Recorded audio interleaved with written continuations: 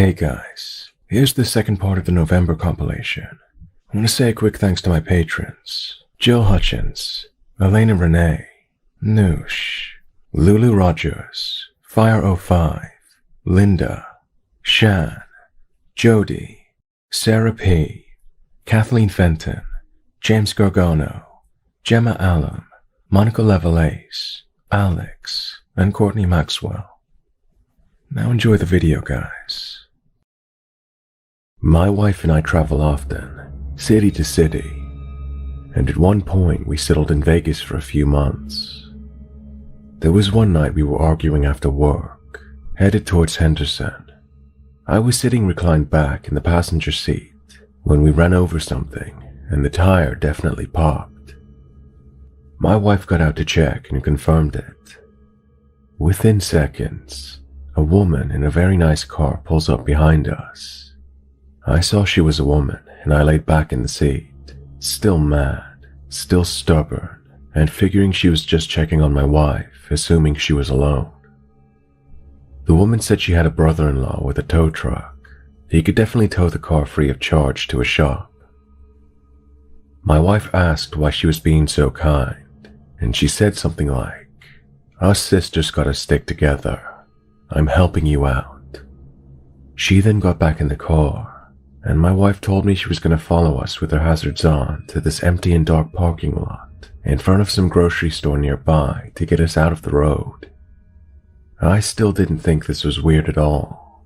My wife was very confident that this woman was genuine and really wanted to help. So we pull into the parking lot and my wife got out. I'm still laying back. This woman doesn't even know I'm here yet. She started talking to my wife about how she changed her life within a year. She could put her on to what she does. It seems believable. She looked very nice and her car was definitely expensive. My wife keeps insisting she just call a tow truck. She felt bad she was taking time from her. We could afford it. The woman kept insisting her brother-in-law was coming. Be patient. He really doesn't mind. She even offered at some point to drive my wife around the area to look for a shop that was open, but my wife had already Googled some places. She told her that's smart, and they kept talking. No suspicion, honestly. She then starts asking my wife why she's in Vegas. She says for adventure and doing something new, blah blah blah. The woman asks if she has family she's close to or a boyfriend. She could introduce her to some of her friends to get her well acquainted or whatever. She motions over to me and says, "Well, I have a husband," and the woman looked like a deer in the headlights. I waved politely. She leans over and finally sees me, stares for a few seconds, and immediately gets into her car. Instantly, I've never seen someone look at me like that, like she had to get away from me. She tells my wife she has to go to a store that's opening soon. Her brother-in-law is taking too long, but he will be there in an hour at least. She told her not to leave. He will come help. Just 1 hour. My wife was confused and tried to ask if she'd be there too, but the woman just drove off. We knew that there was something wrong with that situation. We both just stared at each other in confusion. I have no idea still of why that happened. We called a towing company and fixed the car within 40 minutes. Drove back to wait because my wife was persistent in believing that the woman was going to come back, or her brother-in-law would, and she wanted to let them know that she didn't need their help. I told her I don't think they're coming back, but we did wait. No one came for 2 hours before we just drove home. I did some research and found out a lot of traffickers use women because they seem more trustworthy. Vegas obviously has a large presence of these things as well. The woman was almost desperate to keep my wife there. It was all so weird. Now, when I look back, it seems more obvious that there was a danger, but in the moment, the woman was so charming and endearing that it seemed like she was genuinely trying to help. I still don't know, but I'm pretty sure she ran off because I was there, and she didn't anticipate a man to be there.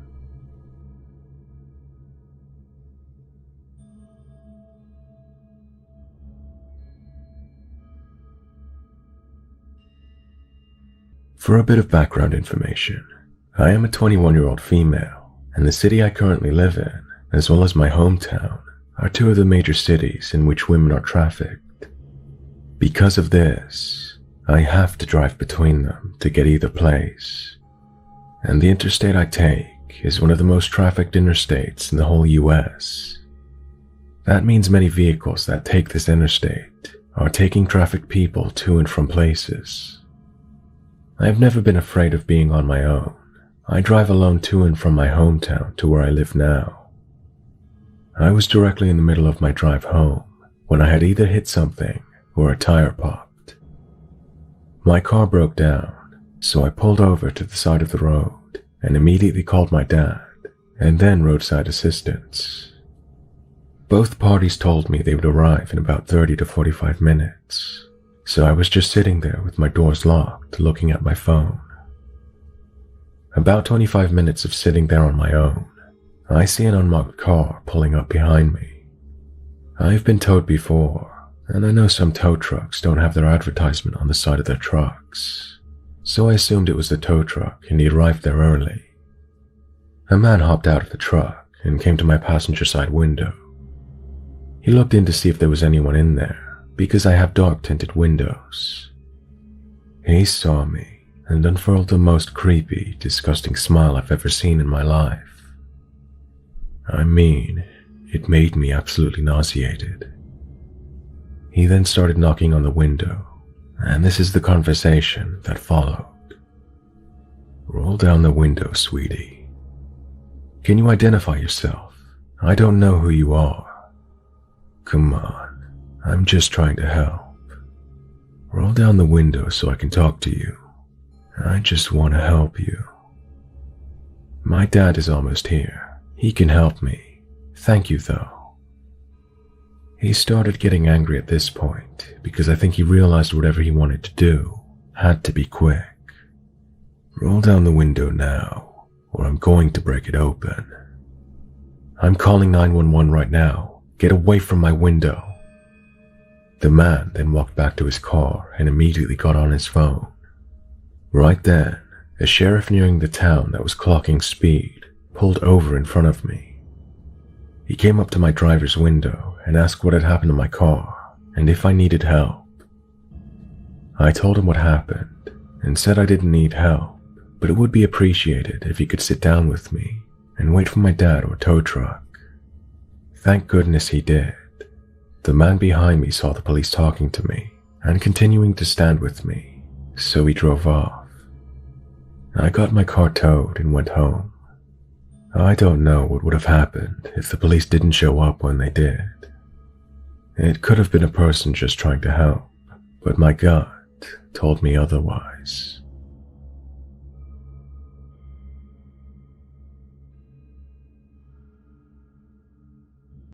This story took place years ago. I was driving to my grandma's house, which is about an hour from my work. It's a pretty straight shot up to the interstate, and while I usually took the back roads, it was getting kinda rainy, and I just wanted to go ahead and get there and get home. My car at the time was a beater station wagon that had a tendency to sort of overheat, but not really. It would just kind of stop working. This was usually when the gas tank was getting on the low side, but it wouldn't actually be out of gas.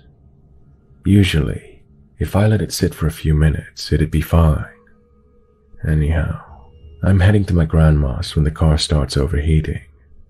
I pulled over to the shoulder and cut the car off. I wait about 5 minutes, just sitting there smoking a cigarette. I go to start it up, and nothing. It wouldn't actually turn over. As the daughter of a well-versed car guy, I popped the hood. Not that I would actually be able to recognize exactly what was wrong, but I knew enough to at least rule some things out. I didn't notice anything major malfunctioning, So I start to make my game plan. At this point, I'm still about 40 minutes away from my destination. My dad is a good hour and a half from me, so I decide to call the roadside assistance number in my state. The dispatcher is very nice, lets me know that a tech should be there in 30 minutes. So I start to settle in my car to wait while the rain sprinkles outside. After about 15 minutes or so, a car pulls up in front of me. It is not the roadside assistance guy. It's a stranger in a beat-up 80s Monte Carlo. He starts to walk to my car. Just so you know, I live in the South. It's not out of character for someone to stop and help you. Anyhow, I watch as the man approaches. He's tall, about 6'3" or so, and built like he might work in manual labor. I roll the window down about 3 inches, because it's raining and I don't know this person. He gets close to the window and asks if I need help. I thank him immediately, but let him know that no, I'm all good. I'm waiting for the roadside assistance guy to come and show up. He says, I work on cars. Want me to take a look and see if there's a loose wire or something? I thought it was a nice offer because I'm a little too trusting, and I say sure. I pop the hood again and get out of the car to look with him. I know, stupid decision, but again, I'm pretty trusting.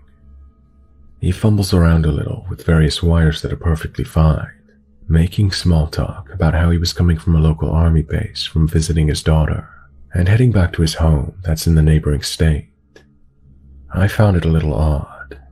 I mean, it could have been legit, but he was wearing really dusty, dirty clothes, jeans with huge holes in the knees, and he just didn't look clean.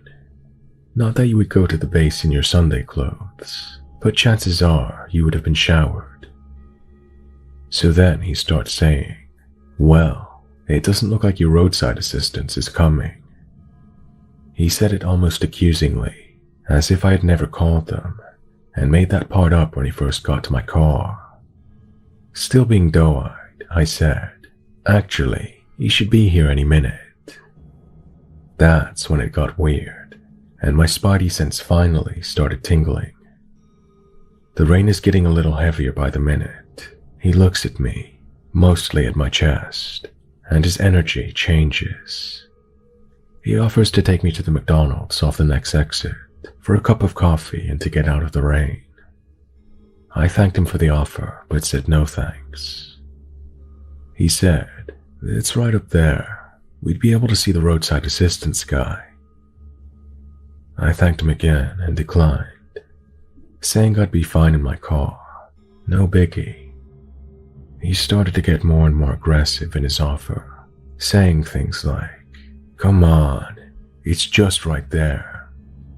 1 cup, my treat. My daughter's a soldier. I wouldn't try anything weird on you. Just hop in the car and we'll go right there. Each time he says something, he moves a little closer to me. The little voice in your head that goes off kept saying, keep acting dumb, keep being polite, keep refusing, get in your car and lock the door.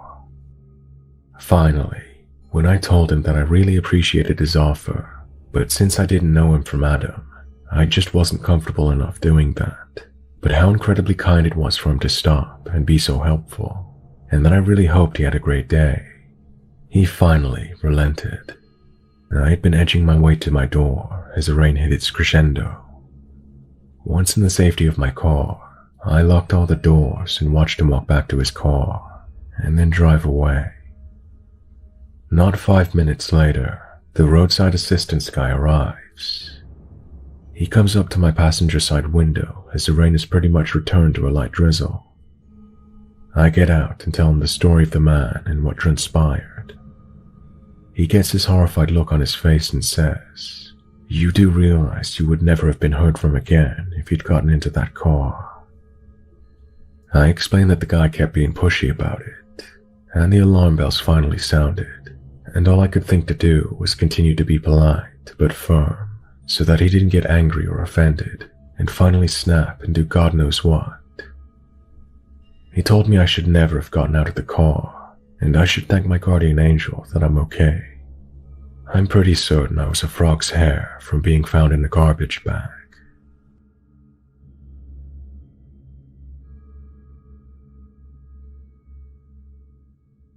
This happened a few years ago, but has impacted me greatly since then.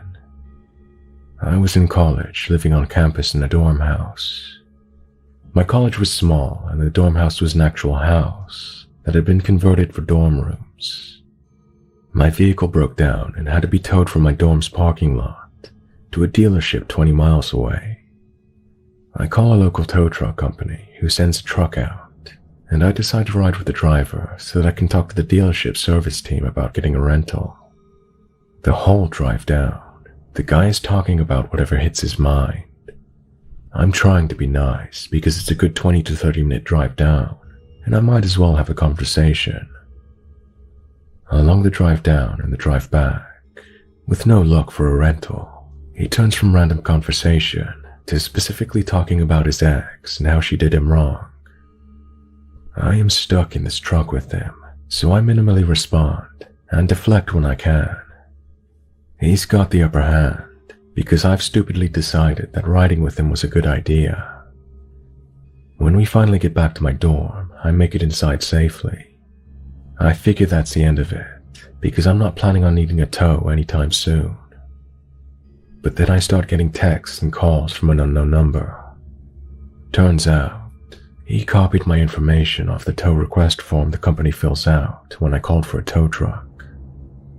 I get majorly freaked out because I didn't give any information to the company just so their driver could harass me. I also have to deal with random drive-bys by the driver, and he stopped by once to see if I'm home.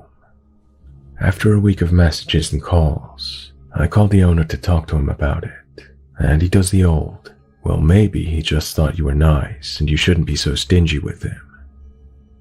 I basically had to tell him I would be filing a restraining order, or something equivalent, for him to take it seriously. I still think about this every time I'm asked to give contact information for a home service job, or see an unknown caller on my phone. I've never ridden in another tow truck since.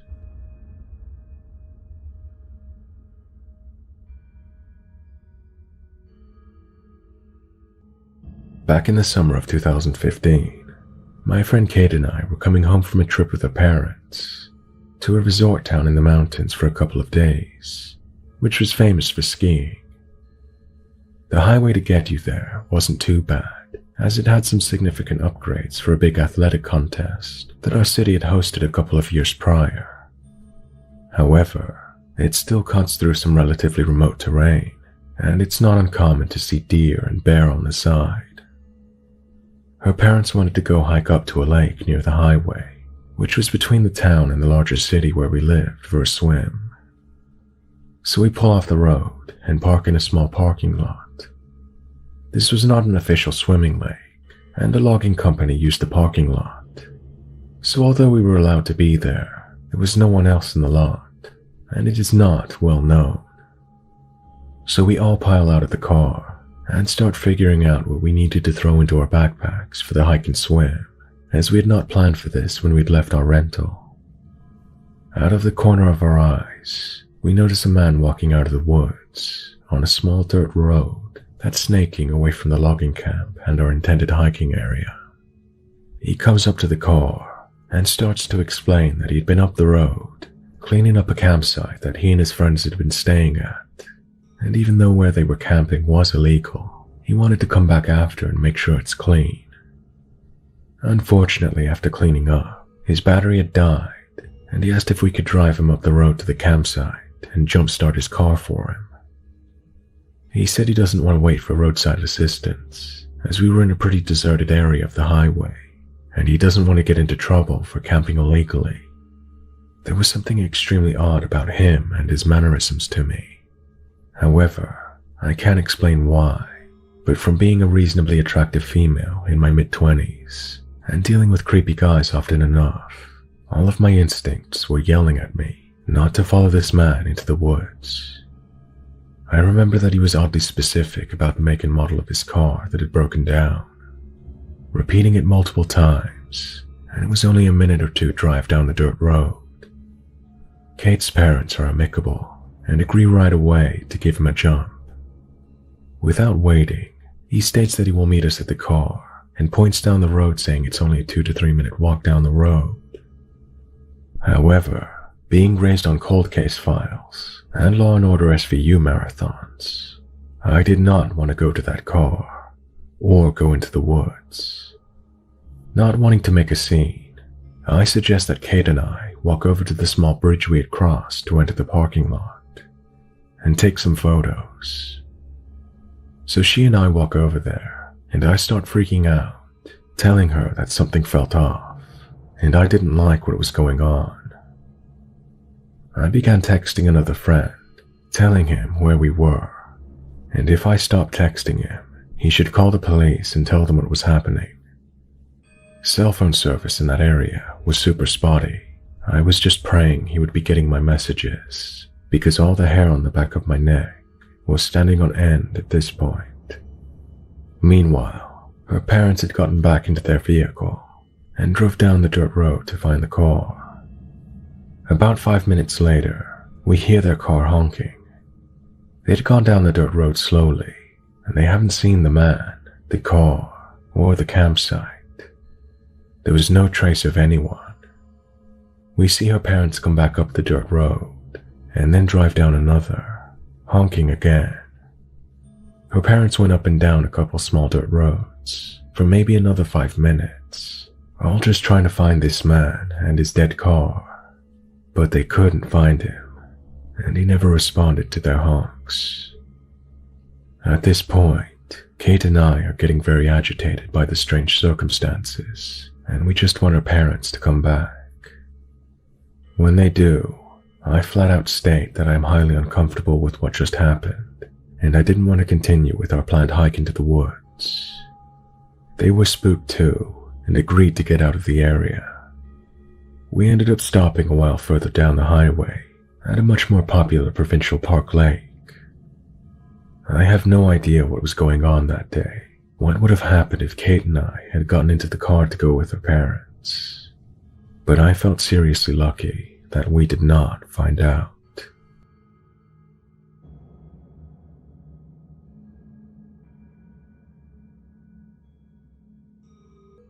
So this was 2 to 3 years ago in India, and my father and I were driving home from a wedding. I don't know how much you all know about weddings over there, but this was a 3-day event that involved the entirety of 2 middle-of-nowhere, nothing villages. It was a huge deal, and we were the only white people the majority of these folks had ever seen.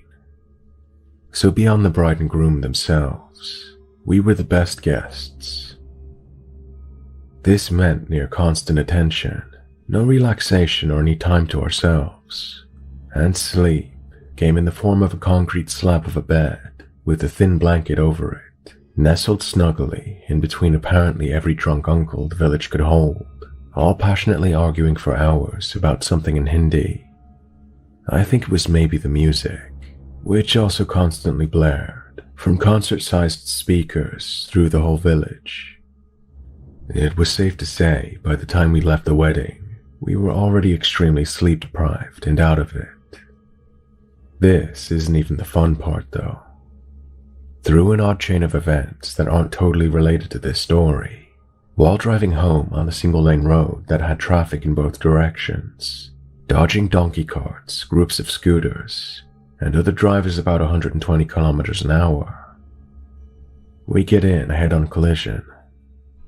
I remember realizing what was happening a few seconds before it did, closing my eyes, loosening my body, making sure my tongue would be okay, and then bam, the world turned upside down, and then again, and again, and then one more time.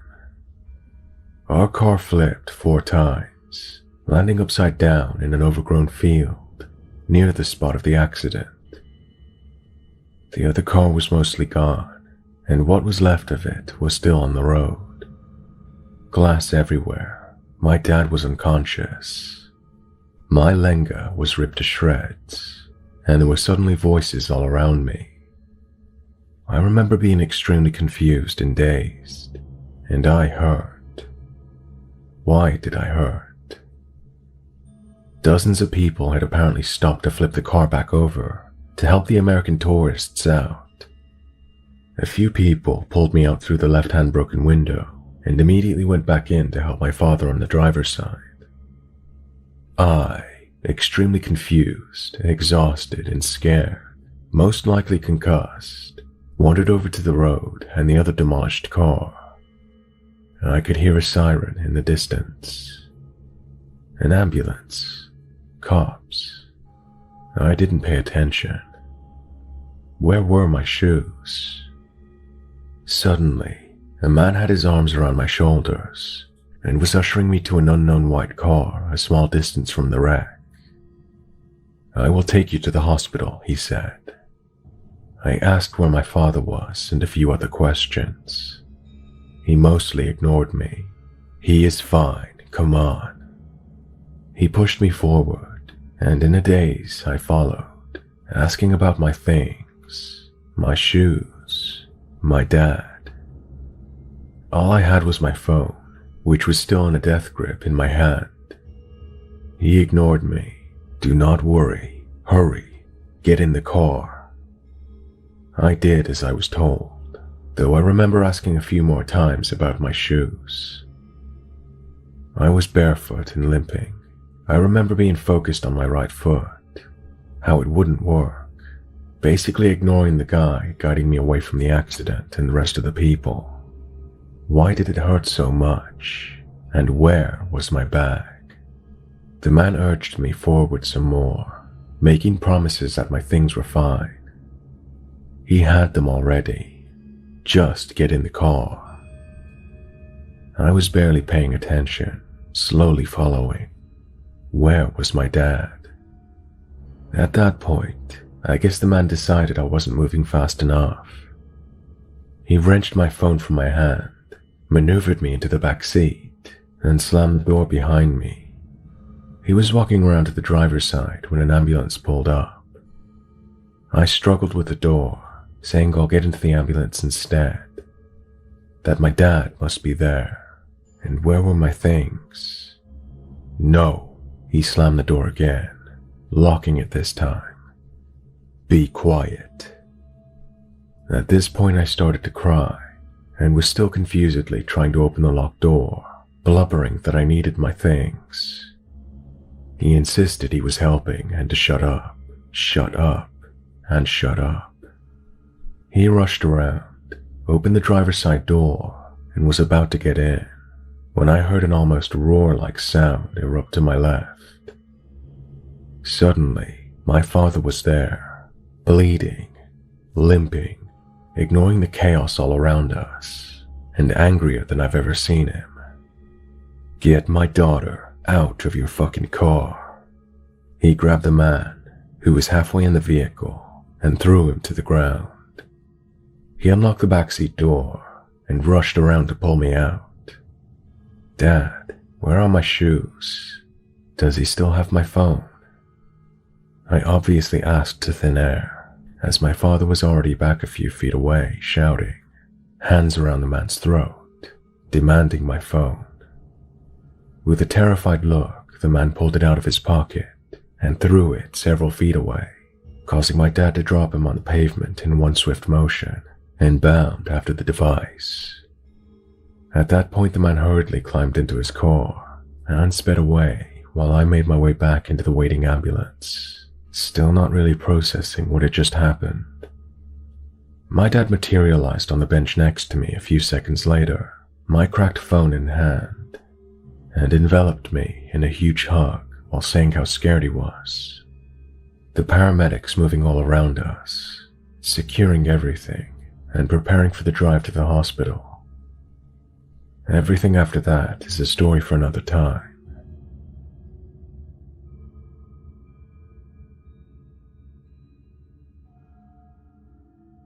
This happened to me years ago on a Memorial Day weekend.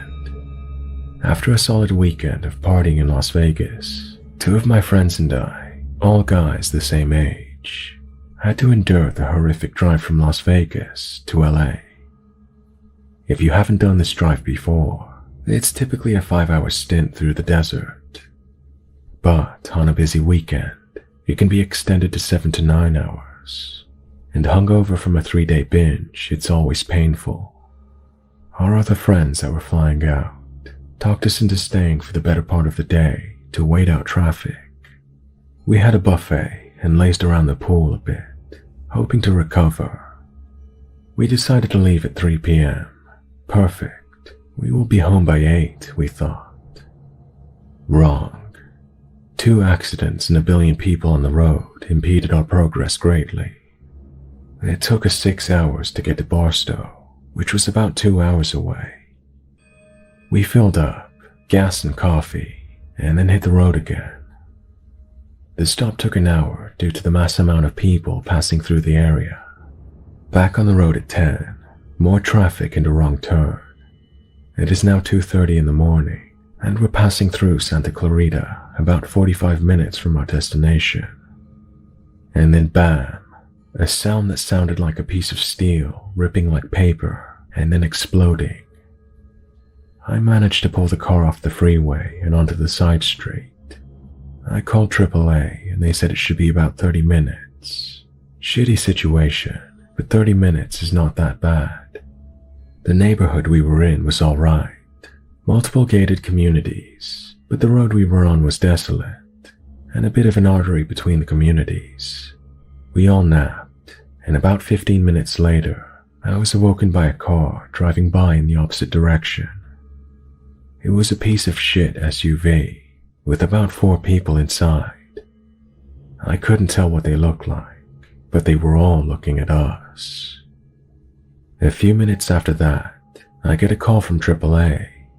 Apparently when I called, they thought that I said Santa Clara, which is 6 hours north in the San Francisco area. It would be another hour before they could reroute someone to us. We go back to sleep, and roughly 30 minutes later, that same SUV drives by on our side of the road, going much faster this time. And as they pass, they flash a light into my car. I'm not sure if it was to scare us or to see if there were people inside, but my red flags went up. For safety reasons, I always kept a Bowie knife and a miniature bat under my seat. So I took the knife and passed my buddy in the passenger seat the bat. He was asleep and didn't understand what was going on, so I briefed him, but he passed it off and was out again. 15-ish minutes later, the SUV pulls up about 300 feet behind my car. Brights on, and I officially begin to freak out. I wake up my 2 friends without them moving their heads, so that Team Creeper can't see. We begin forming strategies, but we are genuinely scared since we are stranded and outnumbered. The SUV turns off the lights, and I can see them passionately talking about something. So we sit there freaking out and just watching them, waiting and swapping ideas of their intent. I decide to call AAA again, and they now give me an ETA at 15 minutes. Home stretch. The passenger and driver's doors both open, and 2 linebacker-sized men get out, hoods up and dressed in all black. The driver leans against the grille of the car and smokes a cigarette, staring at us. The passenger pisses on the sidewalk. It felt like they were playing mind games. Maybe they saw the light from my cell phone. It felt like the passenger was pissing forever. The 3 of us are just sitting there, stewing in our own fear.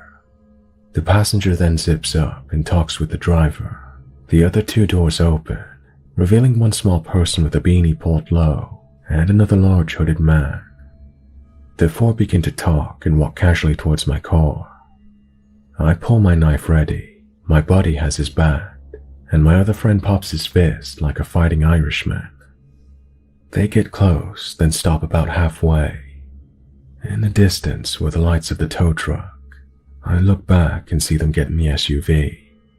As the tow operator gets out, we get out, and he starts his business.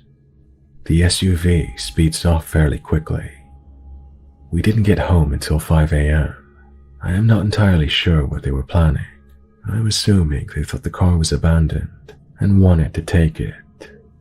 Or maybe something more sinister if they knew we were in there. My friend who is in the back seat has long hair, so maybe they thought he was a woman. I'll never know, but it was an intense night. Moral of the story: never leave Vegas late if you're driving.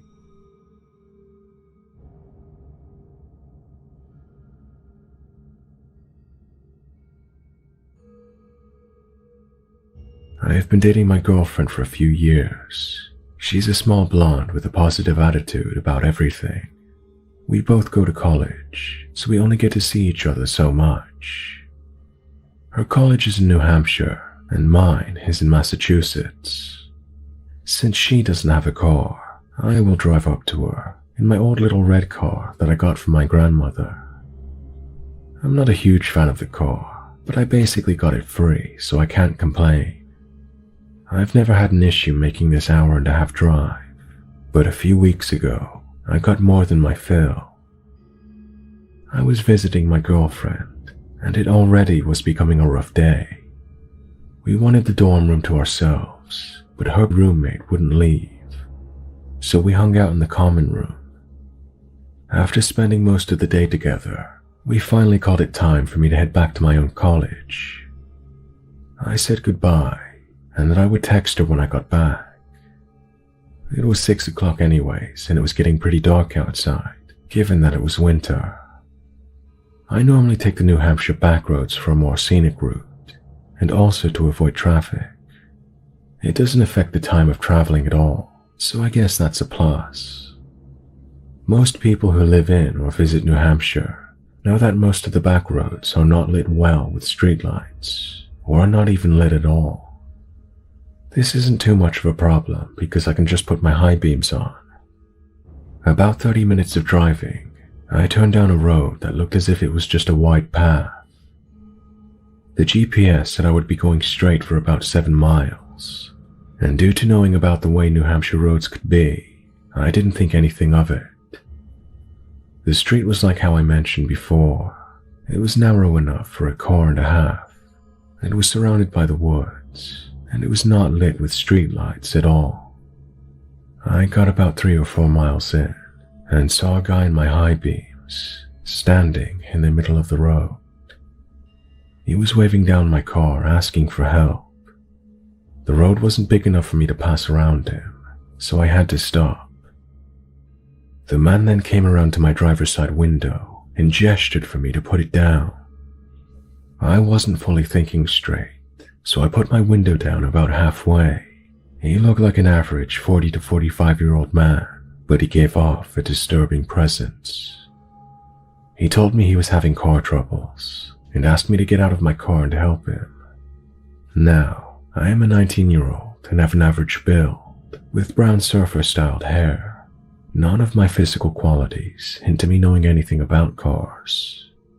I then told him that I knew nothing about cars, and that if he really needed help, all I could do was call a mechanic or tow truck. He kept gesturing to his black rusted pickup truck, and insisted I got out to help him. This started to give me the chills, and I didn't know what to do. That is when I noticed there was someone crouching behind the truck. The man couldn't tell, but I began to internally panic. My fight or flight senses kicked into gear, and I chose to try something risky. I then told the guy I would pull over on the side of the road up ahead, and then get out to see what I can help him with. This seemed to work, and the guy began to smile. He backed off of my car, and I stepped as hard as I could on my gas pedal. I sped off and looked in my rearview mirror to see both men run out into the middle of the road, and then just stand there. I kept driving as fast as I could until I got off the road. I got to a nearby gas station where I stopped to call the police. I told the dispatch my experience and asked them if I needed to stick around for questioning. They told me they would send some officers to check out the street, and that I was fine to continue on driving. I then called my girlfriend and told her what happened. She was just happy I was safe. I have no idea what the intentions of those men were. I don't know if they were actually having car troubles, or if I was going to get carjacked, or worse. Needless to say, after that night, I will not be driving the back roads alone at night anymore.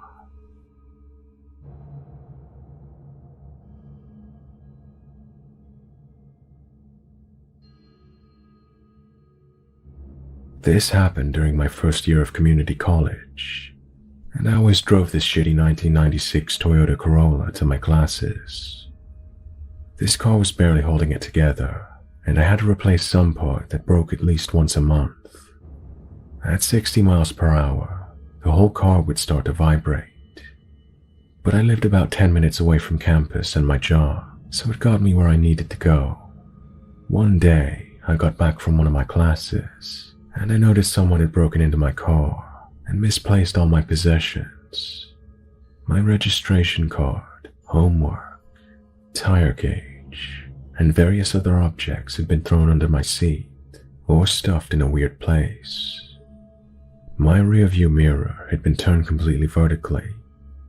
Nothing had been stolen, which I thought was really weird, but I was also glad because I thought whoever did this was just doing it for a laugh and trying to mess with me.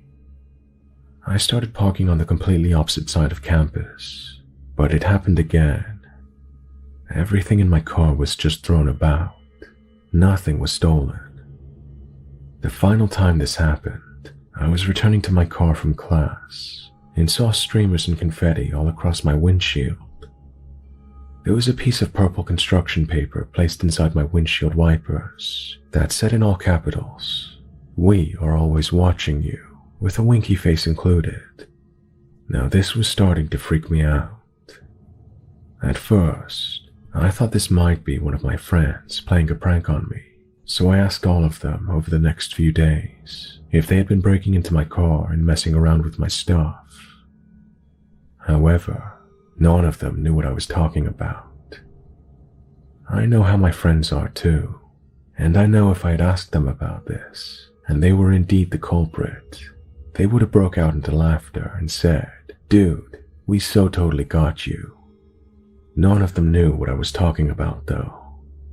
I told them that if this really was one of them, they needed to let me know, because if this was a stranger, I was going to have to get campus security involved.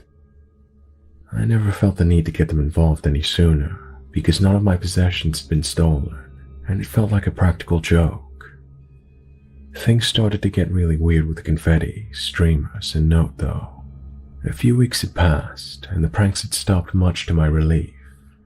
I thought that this probably had to be some strangers pulling a prank, until one night I was leaving campus after getting out of my class. I was driving down the highway that I always took to my neighborhood and noticed that I was being tailgated harder than I ever have been in my life. This truck came out of nowhere and was blasting its high beams. It seemed to be about a foot away from the back of my car. I was immediately freaked out and thought, to hell with the law. I booked it back to my house going 90 miles an hour down the highway. The road was pretty clear and there were no cops. And luckily, I lost their tail. The following week, the same situation occurred, leaving my night class, and this truck encountering me on the highway, blasting its high beams. I was so sick of the pranks, the stalking, and all of this nonsense, and I had finally had it with whoever was doing this stupid shit. So I slowed down to about 10 miles an hour just to annoy them. I didn't care that all the other cars on the road were honking and giving me the finger for going so damn slow on a highway that had a speed limit of 65. I really just wanted to give whoever the hell this was a taste of their own medicine. No joke, they followed going 10 miles an hour for what felt like 10 minutes. I couldn't understand what this person was getting out of this situation, but after 10 minutes they swerved into the lane next to us and proceeded to speed off into the distance, having finally gotten sick of my own little prank. After this, my car was never messed with again, and I believe I may have encountered them only one more time on the same highway. I began to drop below 30 miles an hour, and they immediately swerved into the other lane like they had the last time. Then, Finally, all situations of stalking and pranks had finally stopped. I eventually moved out of my old town so I could attend the university I was transferring to. I even traded in my old Corolla for a Honda Civic that was in a much better condition with a different license plate. To this day, I don't know who this person or people were and what they wanted from me. It all could have been harmless, but the fact I was being followed on my way home from campus made it feel like these people wanted something more from me. If I had let them follow me to my home, I have no idea what would have happened. In retrospect, I know I should have gone to campus security or the police about the situation, but after the stalking stopped and I moved away, I forgot about it for a while. Maybe it all really was just harmless pranking, but there is no way for me to be completely sure, and that makes this an extremely creepy experience.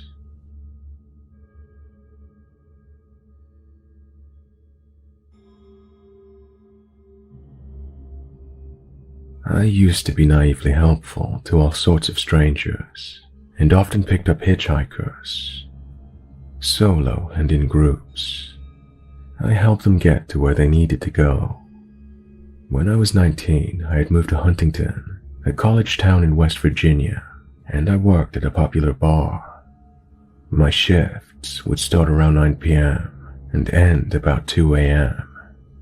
I didn't know anybody in this town, or state even, and I'd been there on my own for only a month or so.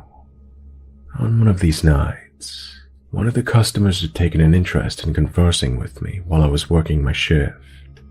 Me, being a good employee, conversed pleasantly back. He was in his 30s or 40s, buzzed white hair with a group of other guys, all of them tattooed and with leather jackets. He had been there, going back and forth between them at their table and me at the bar, pretty much talking to me non-stop for a couple of hours. Around 1:30 a.m., he mentions he doesn't know where his friends went. I look up, oblivious, and see the whole bar had virtually cleared out. He was right, not one of his buddies was inside. He says they must have all gotten drunk and forgotten about him, leaving him there. This man is clearly bummed and concerned, but as he tells me, he lives almost an hour away from the bar and has no way of getting home now, and it's the middle of winter, so it's snowing pretty hard. He spends the next few minutes on the phone, calling the different friends that were at the bar with him, but no one is answering. He's clearly screwed. I can't leave him in the bar. I can't in good conscience leave the man out in the snow.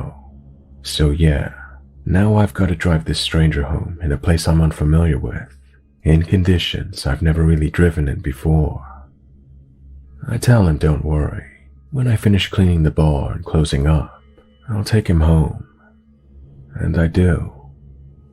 We get in the car, and he gives me directions as we go. We're talking casually like we had been, just superficial conversation, nothing even hinting at sexual or flirty. I'm not a flirty person, so I'm positive there was no misunderstanding here. Keep in mind, it's like 2 a.m. in the morning.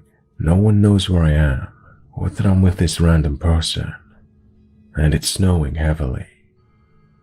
As we're chatting, I suddenly feel his hand on the back of my neck. It was such an unpleasant feeling. I remember his fingers swirling in the little hairs at the bottom of my hairline, which were too short to make it into the ponytail. I scrunched my neck and just calmly said, "I have a knife," as I kept looking forward, driving. The swirling ceased, but the hand lingered on my skin. Again, calmly but more firmly, I said, "I have a knife." He removed his hand and we kept driving. I figure whatever that was is handled, and we get back to our conversation. Minutes later, I feel his hand fully against the bottom of my neck, his fingers wrapped gently around its curve. I scrunched my neck again and said, "Seriously, I have a knife." I have a knife. He removed his hands once more, and then in a very hurt tone he said, "Are you really scared of me?" After that, he kept his hands to himself. It was a long hour drive, but I got him home and I took off. I am 29 now, and it wasn't until many years later did it occur to me that the whole thing was probably a setup that he and his friends had planned. They probably left him stranded so that the chick he's been talking to all night will have to take him home. Moral of the story: don't let people you don't know into your car.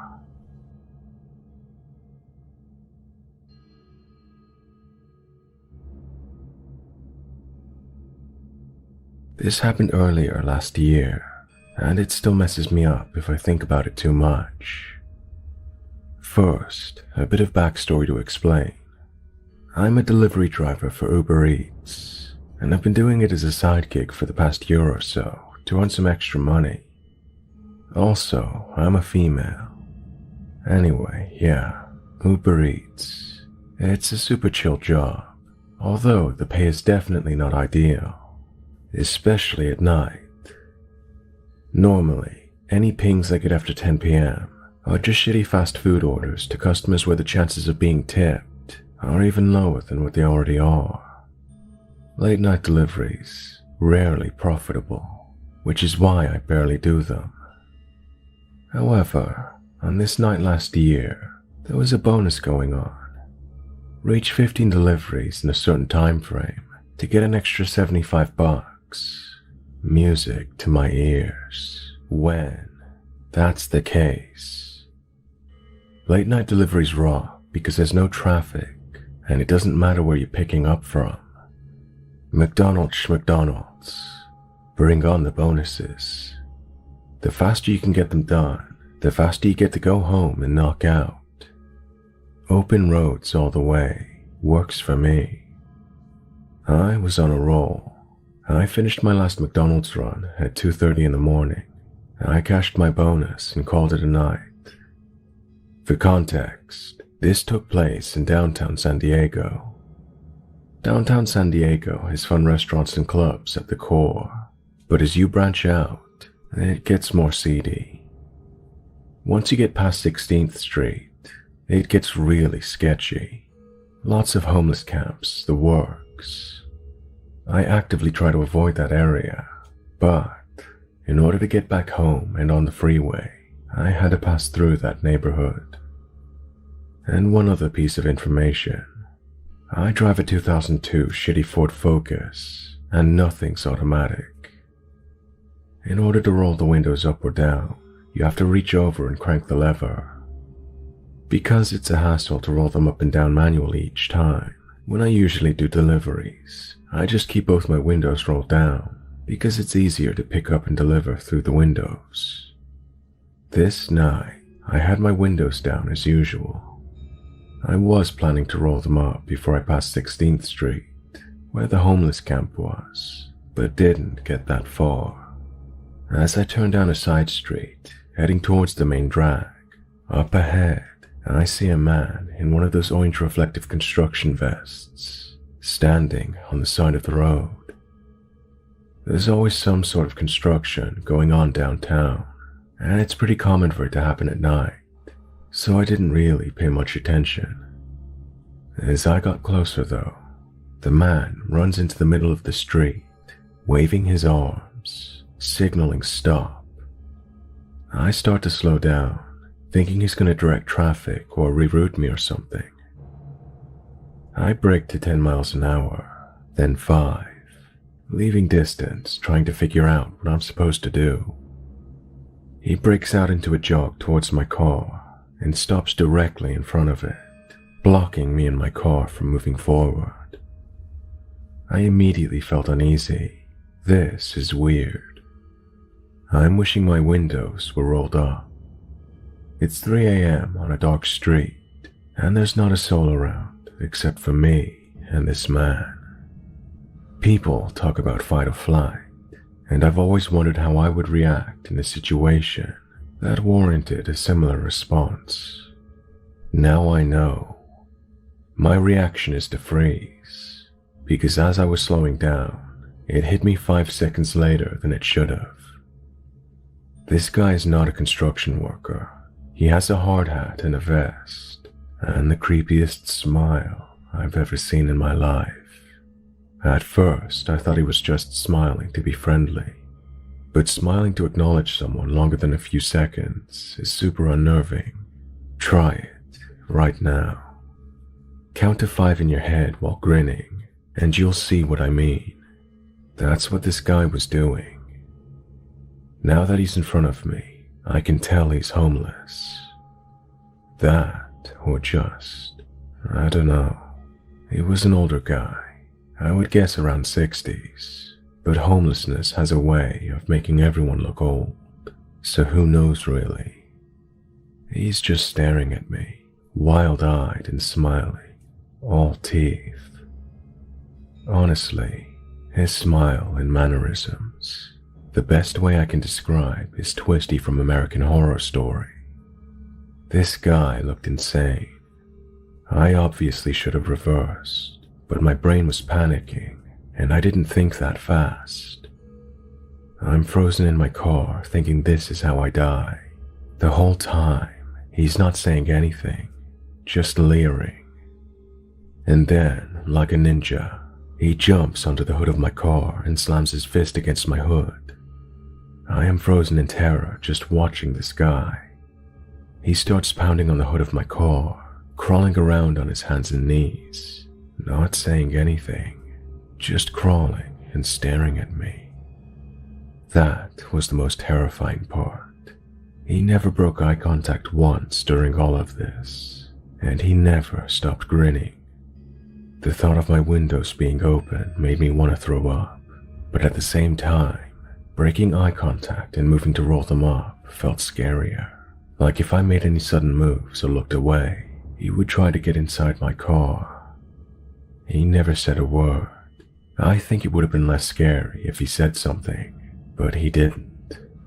He just pounded his fists on the car and stared. In reality, this whole encounter probably lasted all of 15 seconds, but it felt like days. I am freaking out, and before I can gain the sense to do anything remotely intelligent, I see headlights in my rearview mirror coming up behind me from down the street.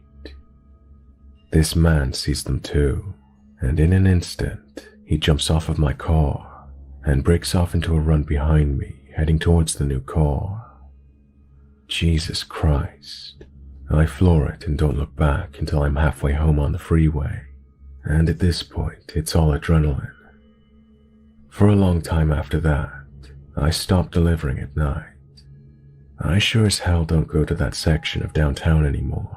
I take the longer route home, and I don't drive with the windows down at night if it's in an area even remotely run down.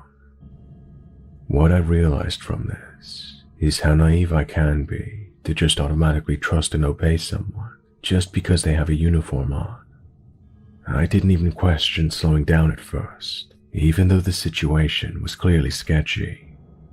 In my mind, I was comforted by the fact that somebody trustworthy was on the road. My subconscious thoughts were like, oh, nice. A public servant doesn't want me to take a wrong turn. By the time I stopped, it would have been already too late if this guy wanted to attack me. I shudder thinking about it. I calm myself down eventually by reassuring myself that this man was probably using something and he meant no harm, which, hopefully, that's the case. And for my own peace of mind, I'm going to believe that. But what got to me is the fact that this guy was dressed as a road worker, on the road, and deliberately behaving at first in a way that led me to believe that he was one. Why else wear that getup? And why are you trying to pull cars over? I don't know the answer, and I'm glad I didn't find out what it was that he wanted from me.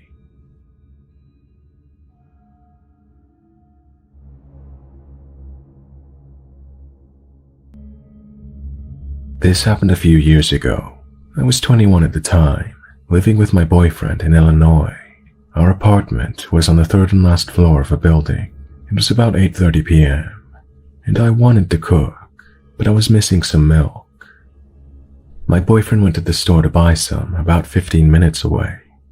As he left our apartment and went down the stairs, he left the main door of our apartment building slightly ajar, as he often did, so he wouldn't have to open it back up with keys again. I went to close the blinds, and as I saw him leaving, I saw 4 guys just running towards our building. They got in and proceeded to run up the 3 flights of stairs and stand in front of my apartment. My apartment door was locked. They tried to open it, but seeing it was closed, they just banged on the door very loudly. I wasn't sure what to do, so I just yelled, "Who is it?" "We're sellers for a cable company. We have a great offer. Open up." "Sorry, I'm not interested." "But it is a really good offer. You're really gonna miss out on it." "I told you I am not interested. Please leave." It went quiet, so I looked through the peephole. I saw them whispering to each other, still standing there. If they were salesmen, why come at 8:30 p.m.? Why directly to my apartment? I yelled again, "Please leave or I'm calling the police." I looked through the peephole again, and they're just standing there, laughing, and then they just continued banging loudly on my door. At this point, I am a female, alone, and very scared in my own apartment. I called 911 and they told me that a police officer was actually a minute away. They were still there, banging on my door, laughing and calling me names. Once the cops pulled up, all of them just quickly shoved their hands into their pockets and took out an ID with their pictures on them. The IDs had the name of a cable company, and they proceeded to put them on. The cops talked to them for a good 10 minutes, and then they left my apartment. The cops then came to my door. They asked me if I felt safe, and told me they were just salesmen trying to sell something. I then tried to tell them that they were banging very loudly. They tried to open my door, and they had no ID around their neck when they showed up to my apartment. They just told me that they're gone now, and it was probably just a selling tactic. To this day, I am not sure of their intentions. Were they just legit salesmen? In that case, why 4 of them together? And why straight to my door on the 3rd floor? And not taking the time out to knock on anyone else's door like every other salesman? I'm very glad I saw them running. Otherwise, I just would have assumed it was my boyfriend, that maybe had forgotten something, and I would have opened straight away.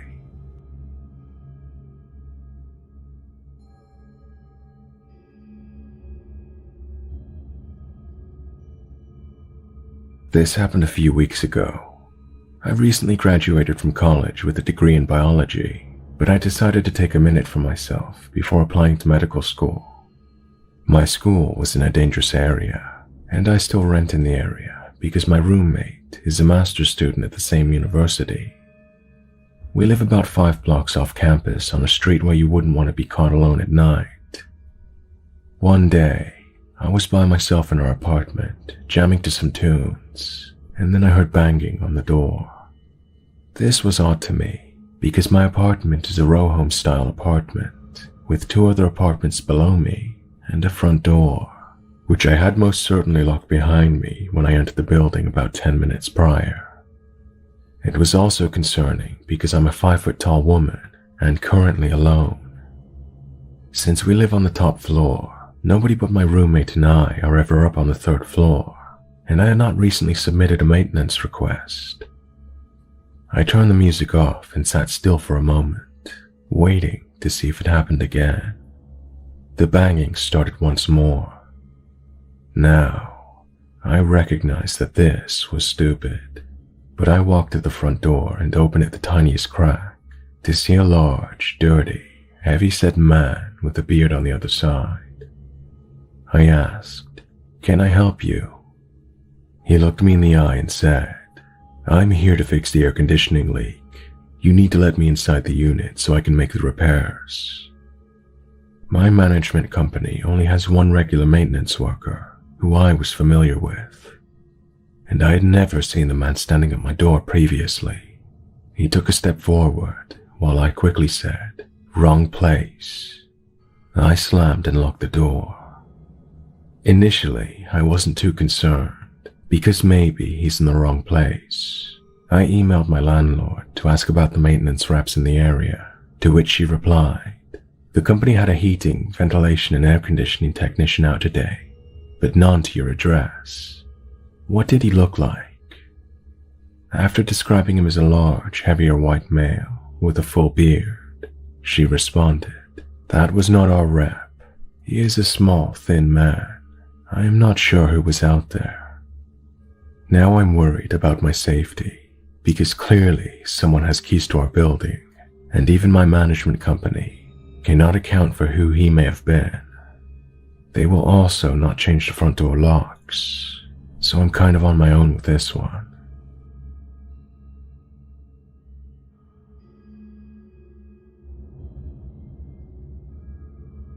This happened to me a little while ago.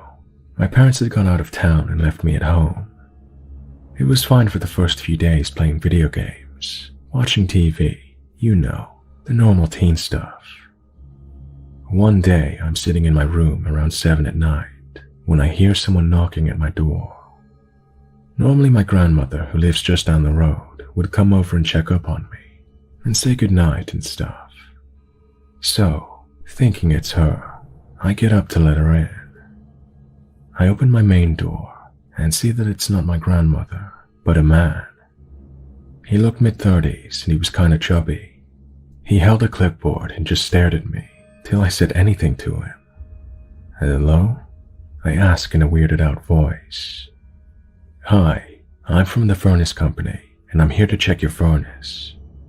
As he said this, he tried forcing me away to let him in. I stood my ground and said to him, "My parents are not here right now. Can you come back later?" His eyes lit up when he found out I was home alone. "Just let me check. I gotta make sure it's all fired up." That's when I checked the van he had. It was an unmarked green van. Normally all companies in my town have a logo, and I mean all. "I'm not letting you in." My yell somewhat startled him as he took a step back, and I was able to get in and lock the outer door, keeping him out. I grabbed my cell phone and called my grandmother, and I told her what happened. As I told her, the guy ran back to the van and sped off. I'm horrified to think what would have happened if I never scared him.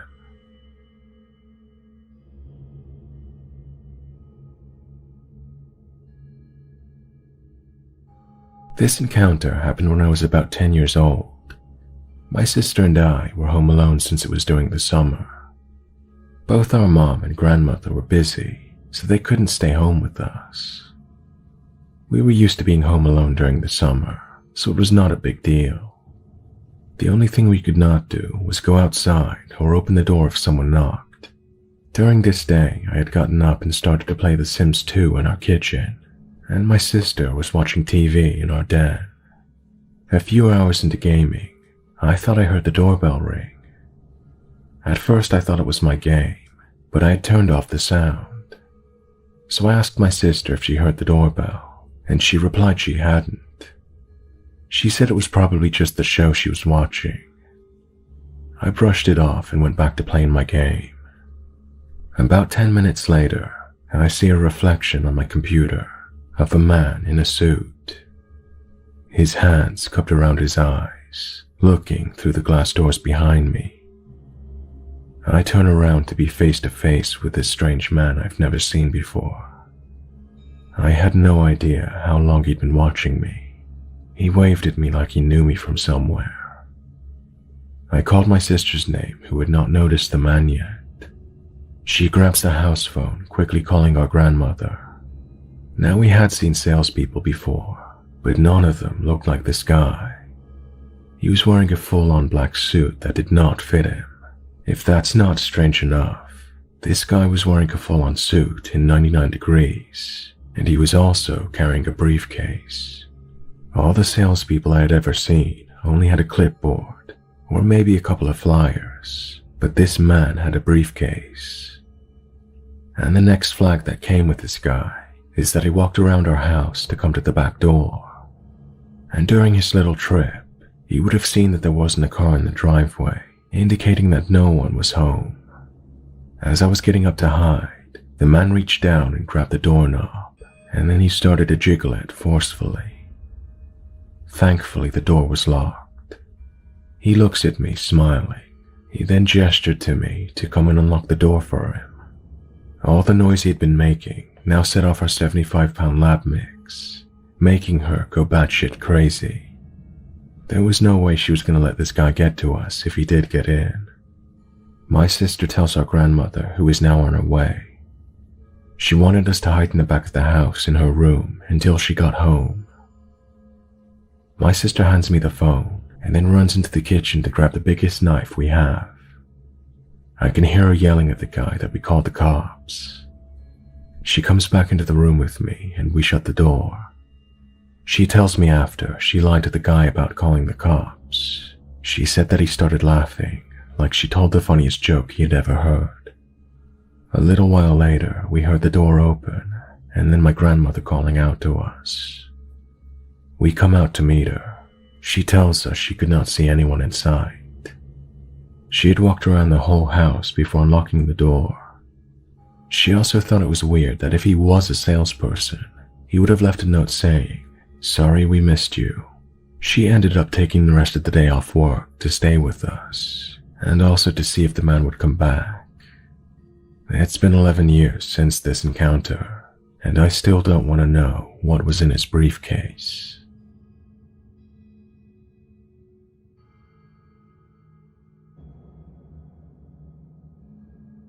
Growing up, I always had the front or back door open with a latch screen or glass door to let in some light or air.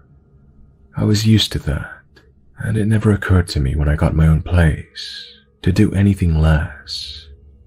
Several years ago, when I moved into my first rental, I was just cleaning up and unpacking things, and as it was summer, I had the door open with the glass door latched. Eventually, I heard the neighbor's dog start barking, and then a knock at my door. Standing outside was a guy who looked pretty normal, although his behavior was slightly anxious. That didn't seem too weird though, because he was selling magazine subscriptions to make extra money. At the time, I had more than one person come to the door saying that, although before it had usually been high school students. This guy was probably 30 or so, which made it a bit awkward. I told him I was sorry, but I didn't have any money. I closed and latched the door again, and he walked off.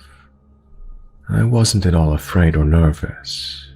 I actually thought he was nervous or embarrassed to be so much older than people who usually get jobs like that. So I went about my day, perfectly normal. I went into the kitchen and unpacked and put away stuff. I decided I didn't want to mess it all up by cooking yet, so I grabbed my keys and went down the stairs. An honest-to-God chill went up my back, raising the hairs on my arms when I saw the door. There were greasy prints all over it, not just handprints, but prints from a face. They were squished around as the guy tried to see from different angles into my house. I immediately closed the door and locked it. I then called my uncle and his son to come hang out with me for a while. Luckily, I never saw him again, but I never unlocked the glass door if someone knocked. I just talked to them through it.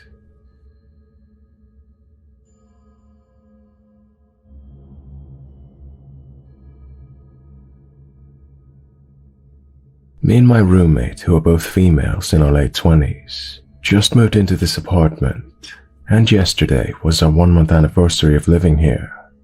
It's located in Ontario. It was a great neighborhood, a little touristy, not a bad area. The building is in great shape, but old, and many tenants have told us they've lived there for 20+ years. We were assured the locks were changed before we moved in.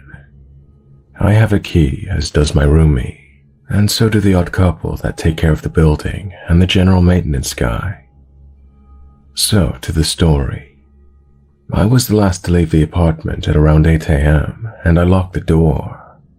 My roommate got home around 4:30 p.m. and unlocked the door, changed, and then left to go run some errands. We both got home around 6 p.m. The first thing I did was go to my room to change out of my work clothes, and I noticed that my closet looked messy. I had a small box of knickknacks, notebooks, tissue paper, lip gloss, junk drawer stuff. It looked like it had fallen onto the floor of my closet. However, the box was then put back up and some of my dirty clothes from my basket were inside. It looked like someone had rummaged through my dirty laundry and tossed clothes out of their way, which probably caused the box full of stuff to fall in the first place. On top of that, brand new clothes I had just purchased were still hung up, but hanging in the way like someone was quickly sliding the clothes on the bar and flipped some into the box. Because I'm very neat and tidy, I knew right away this was not right. I did not do this. So I began to rationalize. Did my roommate do this? No, why would she? She wouldn't do this. If she needed something, she'd ask. Did I do this? Maybe I threw my pants in the closet and it landed in the box. Maybe I did leave this stuff on the floor. Oh well, weird. But anyways, that was pretty much my inner dialogue. Cut to about 9:45 p.m. I'm in my room and all of a sudden I hear my roommate call my name, loudly, and in a tone of voice I've never heard before. I go to her room and she said, "I found the gift you left me." I say I don't understand. The present in my pillow. I look at her from the hall and say I have no idea what she's talking about. I go into her room and on her bed is a dildo. It was mine. I grab it and then say to her, "That's mine. Why is it in here?" "It was in my pillow. You didn't put it there," she replied. I tell her it was mixed in with my laundry basket. That's where I leave it to remind myself to wash it within a day or so. Now the wheels are turning, and things are starting to come together. Someone must have let themselves into our apartment with the key, went into my room, looked through my dirty laundry, found the toy mixed in there, and then put it inside her pillowcase so she'd find it when she went to bed. After being in shock for a few minutes, the reality sunk in and I started to cry. Someone had access to our apartment for at least the last month. We decided to talk to the building managers, and while they seemed to want to comfort me because I was an emotional mess, the husband mostly played it down, saying it was probably a joke, and then asked if we gave a copy of our key to anyone. I think it was part culture and age that made them downplay it. We did call the cops, and they came within an hour or so. They took all of our information. We told them the full story, and then they had a look around. Honestly, they can't do much, and I figured that at least we have a paper trail. I definitely mentioned the handyman guy as the one they should talk to. They're going to follow up with some residents and the building staff. I also watched the property manager and the handyman change my locks. If anything seems out of place, then it's very clear it's either the staff or someone who has access to their apartment. We're getting a camera that we can attach somewhat discreetly, and hopefully it never catches anyone that should not be in our apartment.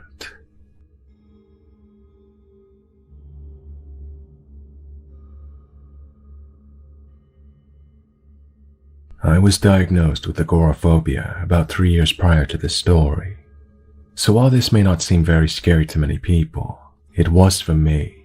And yes, I do take medication for my panic attacks for when I must leave the house, or if someone unknown needs to come. I did take my pill. Often before the onset of an attack, the back of my neck becomes really hot. You can feel the heat coming off of it before contact on the skin. It was the beginning of another Texas summer heat wave many years ago. We started having several issues with our cable service. I called and arranged for someone to come to the house again. We had 3 to 4 previous people out to try to fix our issues, but those fixes never really remained fixed. So the day arrives that the repair person is supposed to show up. I'm a bit anxious as always when expecting someone, but my college-aged son was home sleeping and I felt pretty okay. So the dogs start barking and I know the repair person has arrived. I go to the front and look out the small window in the door. I see a white van with the cable company's name, and I wait at the door for them to approach. It takes about 10 minutes or so. I figured he was on the phone or something, or doing some paperwork for his job. He gets up to the front door and knocks. I open the front door and he holds up his company ID and tells me his name. It matches, and I unlock the screen door to let him in. I show him the 3 rooms that are having issues, and he seems friendly and makes small talk as I finally lead him around to the back family room, and I ask him to wait there so I can put the dogs outside.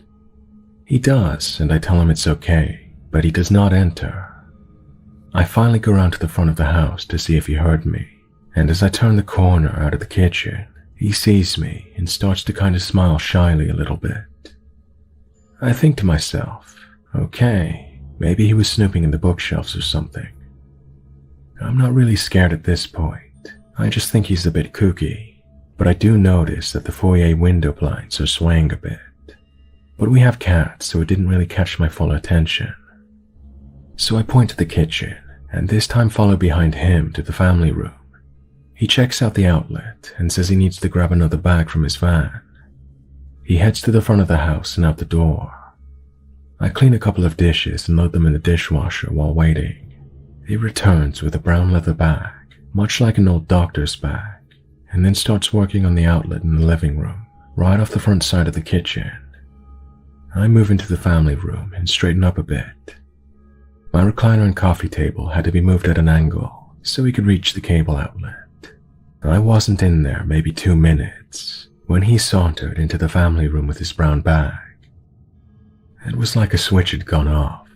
His demeanor was very different. He seemed, well, there's no other way to say it, very proud of himself. I quirked an eyebrow and asked if he had already finished in the living room and office. He smiled very big and nodded, saying, "I'm quick like that when I want to be." As he is speaking, he is walking directly and purposely straight at me. I was trying to back up out of his way, but the coffee table was behind me, so I just kind of slid into the recliner before he walked into me. He grinned. Again, no other word comes to mind than wickedly. He sets his unopened bag on the coffee table, which kind of pissed me off, but I was getting more nervous now and started feeling really warm. I also noticed the normal tool belt most of these guys wear is where he was getting his parts and tools from. He continued to smile as he knelt and removed the old outlet. He stood up and dug around for stuff in his belt, the whole time facing me directly. I began to fan myself with my hands. My face was getting warm, and he laughed and asked, "Do I make you nervous?" He reached down and moved his bag closer to him, but didn't open it. I just kind of half smiled and was fixing to get up. He moved in front of the recliner and sat on the edge of the coffee table. He leaned in and asked me, "Are you all right? Do you need a glass of water or something?" whilst leering at me. I shook my head and said, "No, it's fine, just kind of hot in here." He set down the cable wire and crimping tool he was holding and started waving his hands as if he was fanning me. He half stood up and leaned over me. He was fanning the back of my neck. I leaned to the side away from him and said, "No, it's really fine." I then tried to slide out of my recliner. He put his hands on my shoulder and said, "No, you shouldn't get up. You might pass out." I was scared now. This guy had actually touched me. He forced me back into a sitting position. I thought about yelling for my son, but then I thought, God, what if he had been in my son's room, or did something to his door, or something when he was at the front of the house. I totally freaked out in my head. All these scenarios were screaming at me to do something, but I just froze, sure that if I screamed out to my son, the guy would kill us both. So I just sat there, trying to figure out what to do without alerting him that I was scared. I pulled the top of my shirt near the collar up to my face, which was now profusely sweating. I wiped my cheeks. His hand snaked out and grabbed the front of my collar. He pulled it towards him and he bent down and started blowing into my shirt. His face practically buried inside my shirt. I pulled back and was somehow now basically squatting in the recliner, facing to the side, and he's just standing there smiling at me and says, "It's okay, it's okay." He picks up the cable and finishes crimping the end on it, and then backs up to the wall, still totally facing me. He screws the plate on the cable and looks away momentarily, and I mean like 2 seconds, to place the screws in the plate into the wall, then just keeps staring and smiling like it was some kind of role-playing game, and that I was his girlfriend customer as he screwed the plate into the wall. The whole time I'm squatting on the recliner, shaking so badly, the damn thing is actually rocking. I'm mentally trying to prepare myself for a fight. He straightened up, having finished screwing the plate into the wall. He then takes 2 steps, still holding the crimping tool. I couldn't keep my eyes from switching back and forth between his right hand reaching for his bag and the left, now holding the crimps. I was just starting to kind of raise up. I guess I was going to try to tackle him or something. I'm really not sure. All I could think of was I couldn't let him find out my son was there. Just then, my 100-pound raw chow mix, Lily, decided she was tired of being outside, and as per her normal attitude, she slammed her paws against the back door not 3 feet away, which always makes the window shake and rattle like an earthquake or a tornado was coming. This sudden, very loud noise made us both jump, and I stepped off the recliner and was at the door in a millisecond. He started to move towards me, but his eye shot to my hand on the deadbolt, turning it. The click was so loud, it was like lightning had struck in the backyard. He laughed, actually laughed, and grabbed his bag off the coffee table and started to walk sideways, moving past me into the kitchen, and seconds later, I heard the front door slam open, and then the screen door open and close. I let the 3 dogs in, Lily, Chica, and Helix. They all ran straight into the living room and were barking and jumping on the screen door. I knew it was safe because Lily did not like men very much, unless they were introduced to her. I went into the living room and now actually noticed the blinds that I had opened earlier are actually closed now. I rushed to lock the screen and front door, and then I called my husband who was at work. I could barely talk. He rushed home and called the police. Here's the worst part. They came and took my statement and asked a bunch of questions. I had to detail everything that happened to me. They then asked if I was on meds or if I had any mental issues. I was still shaking and sweating badly. My husband shot them a look of confusion, but I told them I was agoraphobic and took medication for it. The cops then looked at each other, closed the notebook, and they both stood up and said I could get a police report in about a week, and if we had any other issues, we could call 911. They then left. Now here's the best part. We called the company and talked to a supervisor. He was there with different police officers of some type within 45 minutes. They brought a photo lineup with 8 guys on it and asked me if I could pick the guy out. They set the paper on the table. Before the officer could finish saying, "Take your time," I had already pointed to the guy. I told them again what had transpired. They thanked us and apologized over and over during the course of the conversation. They said they would investigate it and they would contact us as soon as they concluded it. The next morning, I got a call from the supervisor.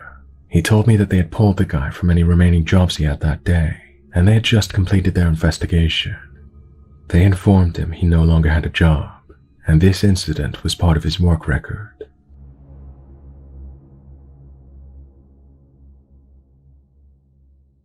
This happened 3 years ago, but requires some background. My best friend and I grew up in a sleepy, wannabe New Jersey Central Florida town, and we were the outcasts. We had met in 6th grade when I'd overheard her talking to another classmate about bionicles, my 11-year-old self's passion. We became fast friends and soon were inseparable. Soon began the gauntlet of sleepovers, birthday parties, and family gatherings. We were practically siblings. She was the first person I'd come out to as bisexual, and in turn, I was the first person she told about being trans. Her home life was tumultuous, though I can't say mine was any better. We often had a habit of taking refuge at each other's houses. Like I said, we'd become like siblings. Her father was an alcoholic, strict, and prone to physical discipline. Her sister was a stuck-up girl who gravitated towards the hicks and jocks when we entered high school, and her mother was a pseudo-vegan hippie love child held over from the 80s. When I was 23, herself 22 at the time, we had another long night of sleeping over in order to let her escape yet another fight with her mother. She had recently lost her job at Walmart, and I was going into my first shift at Taco Bell the next day. On the drive home the next morning, she excitedly told me that since she now had her own vehicle, she would be applying at a pizza place that were in need of a driver. I was proud. It was the first time she hunted for a job on her own, as I'd usually been the one to coax her to apply where I was working. Not that she'd ever lasted very long. My first training day goes by quite well. My coworkers are friendly and try to get me to talk more. My manager likes to playfully embarrass me, who was a fat white guy, by trying to get me to talk hood to the other workers. Being a training day, it wasn't a very long shift, but I had been up early in anticipation, and this was my first day on a job in a few months. I got home around noon, informed some of my internet friends that my first day went well, and around 5 p.m. I start to bed down, drained from a good day. As I'm preparing to lay in my bed, I get a Steam message. Her lamenting another fight with her mother and asking if she could come over. Now, I had started to grow a bit weary of the fights on their end. I had begun to repair my relationship with my family and a few friends, and I had given her advice many times on how better to approach things. In my infinite wisdom and eagerness to sleep, I left the message unread and drift off into a slumber. Around 8 p.m., I am awakened by her bursting into my room in a panic. Having just been ripped from a dream, I am groggy and disorientated. I drag myself to the bathroom to relieve my bladder and come back to my room to find her rocking back and forth on my bed. It is at this time I notice she is covered in blood. So I ask what happened. She informs me that she just saw someone murder her mother with a knife. My mind goes blank. In the deepest parts of my mind, alarm bells start ringing. Isn't the rocking back and forth a bit overdramatic? Why didn't she call the police? But this is my best friend. I've known her for over a decade, and we were the only two people in the world we could count on. I suppress it and go and inform my sister and stepfather. My mother had passed the year prior, and it was roughly a month to the anniversary of her death. We were all in a dark place, antisocial as always. It was the only way that we knew how to handle emotional issues. When I inform my family, they immediately go to the same place as I had, though they are far more vocal about it. I offer excuses I know myself were flimsy and return to the room with the phone in hand. I convinced her to call the police, and I can hear her explain the details over the phone. A man in a black ski mask. When the cops arrive, she swears up and down that it's most likely her father. They send cars over to check the crime scene and take her in for a statement. I ride with her in the back of the cop car over to the sheriff's office. It gets to be around 2 a.m. Her sister was brought in, as was her father. I have work the next morning and request to be taken home by a police officer. It takes me a while to go to sleep that morning. The next day at work, I am quiet until my manager asks me what happened. I inform him, but decide to work the rest of my training shift. When I get home, My sister informs me she had confessed. Her mother threatened to kick her out for not being able to find a job, and in a rage she had taken a kitchen knife and stabbed her repeatedly. My mind froze like a bad computer, and I turned to face my monitor. I was in a Discord call at the time, and all I could weakly say is, my best friend confessed to murdering her mother before hanging up and laying on my bed. Her last trial was the 7th of this month. I don't know the results, though my grandmother tells me she took a plea deal for life in prison rather than the death penalty. Part of me wants to contest that, to demand they take the death penalty for ridding the earth of such a peaceful and caring woman's shadow. A larger part of me is just glad she's being punished. Natalie, you were my best friend, my sister, and my platonic soulmate. But please, let's never meet again.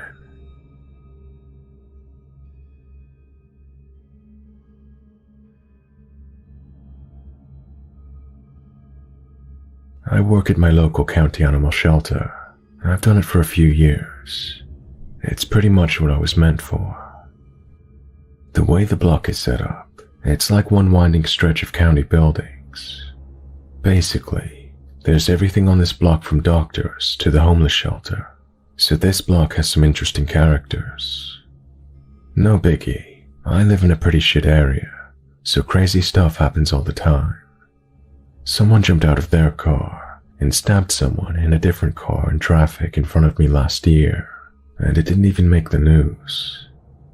It took cops almost 30 minutes to get there, so the cops suck here too. Back on track. My job lets me bring my dog to work, which is awesome. He just hangs out with me or gets put in a doggy play group with his friends, depending on my day's activity level. He's super nice to everyone, but he can be a little intimidating to some people at first, which is understandable, since he's a 95-pound Doberman and they get a bit of a bad rap. So a few days ago, I was in the front office on my own since my coworker was on a break. Two guys come in. Right off the bat, in my head I'm like, damn, these guys are high. Whatever, it happens. We're located next to a large college. It's to be expected. Anyway, one of the guys starts asking about volunteering because he has some community service hours due for some law-breaking thing he did, and I point him in the direction of the coordinator who does that. He goes. The other guy stays and starts making idle conversation. Then, out of nowhere, he starts telling me how hot I am and asks for my last name. I had to give him my first name because it's engraved on my shirt, but I lied about my last name. I should have just told him I wasn't comfortable with giving my last name, but I have too nice syndrome, and honestly, I didn't want to be harassed further for saying no, seeing as I have been in the past. So the other guy comes back, they leave, and I take my break. Lo and behold, not 10 minutes into my break, I get a text from my coworker saying the guys had come back in looking for me, and not to come back into work. They leave about 20 minutes later. I was in the clear. So, fast forward. The day's pretty much done and I'm just closing up shop.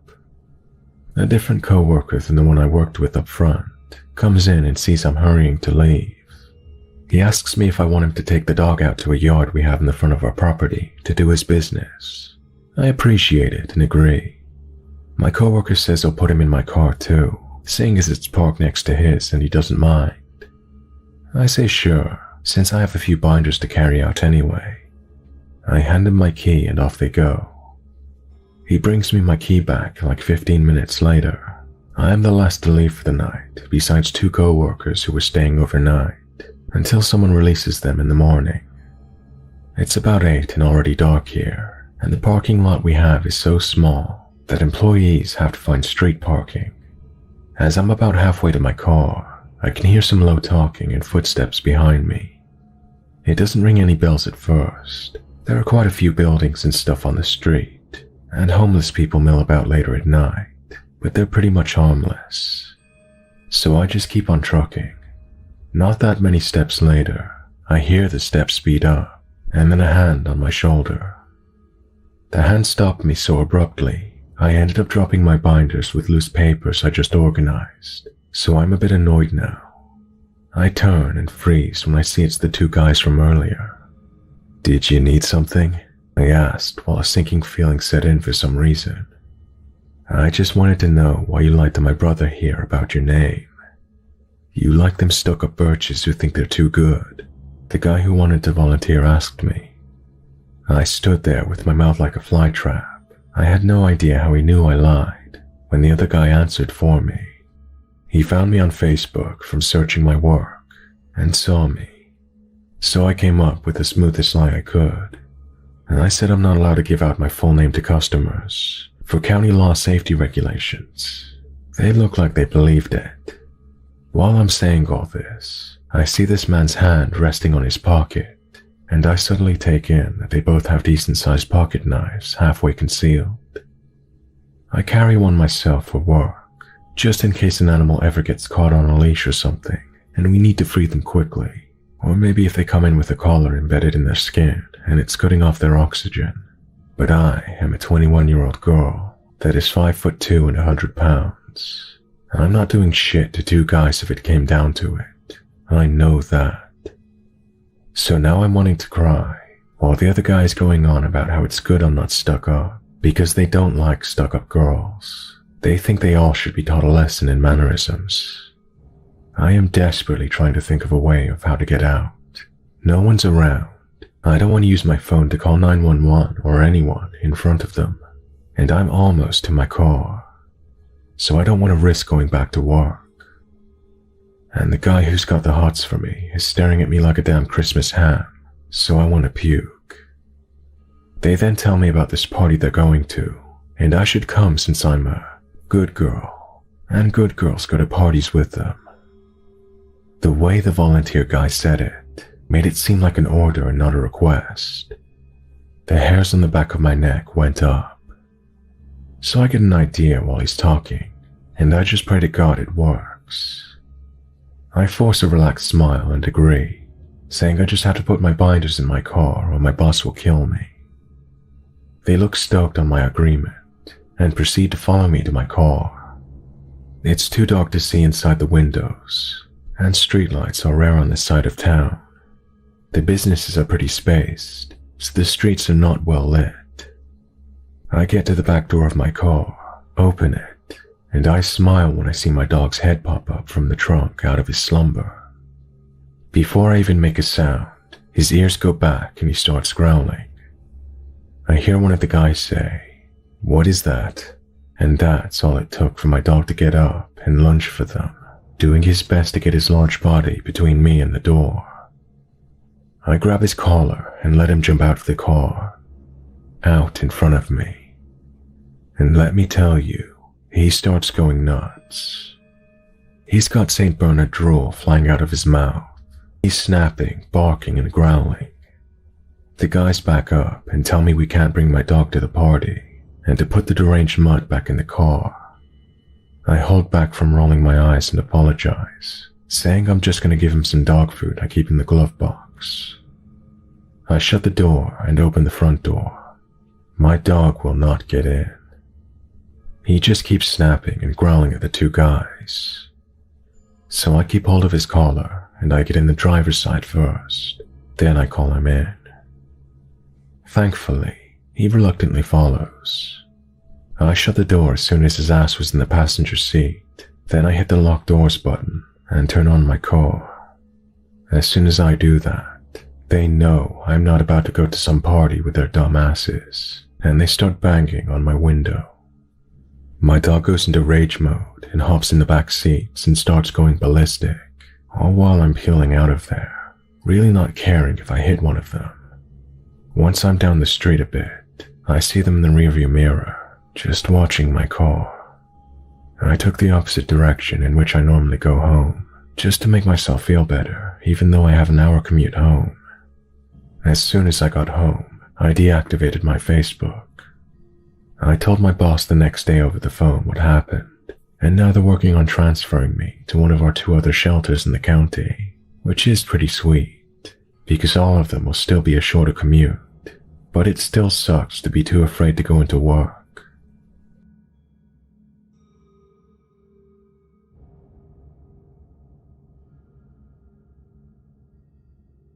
To begin, I have always had this feeling that someone was watching me ever since I moved into my family house 8 years ago.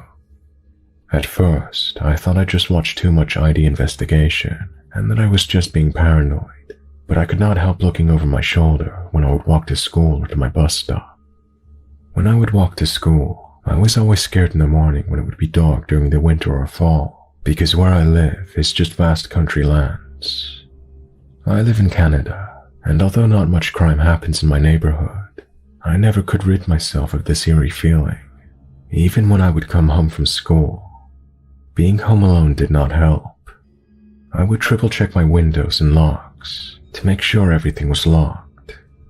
However, in my basement, our garage door would never fully lock, since the hinge on the door was broken and detached from the door.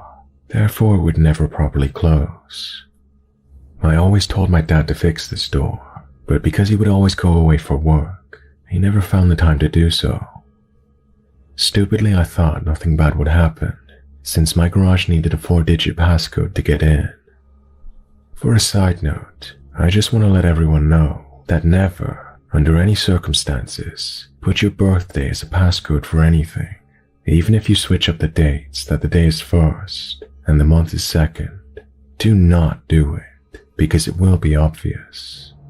Now, my theory is that he knew the passcode to my house, therefore he had free reign for 7 years to go through my things. At first, I thought I was being forgetful. Maybe I was the one who misplaced my underwear somewhere.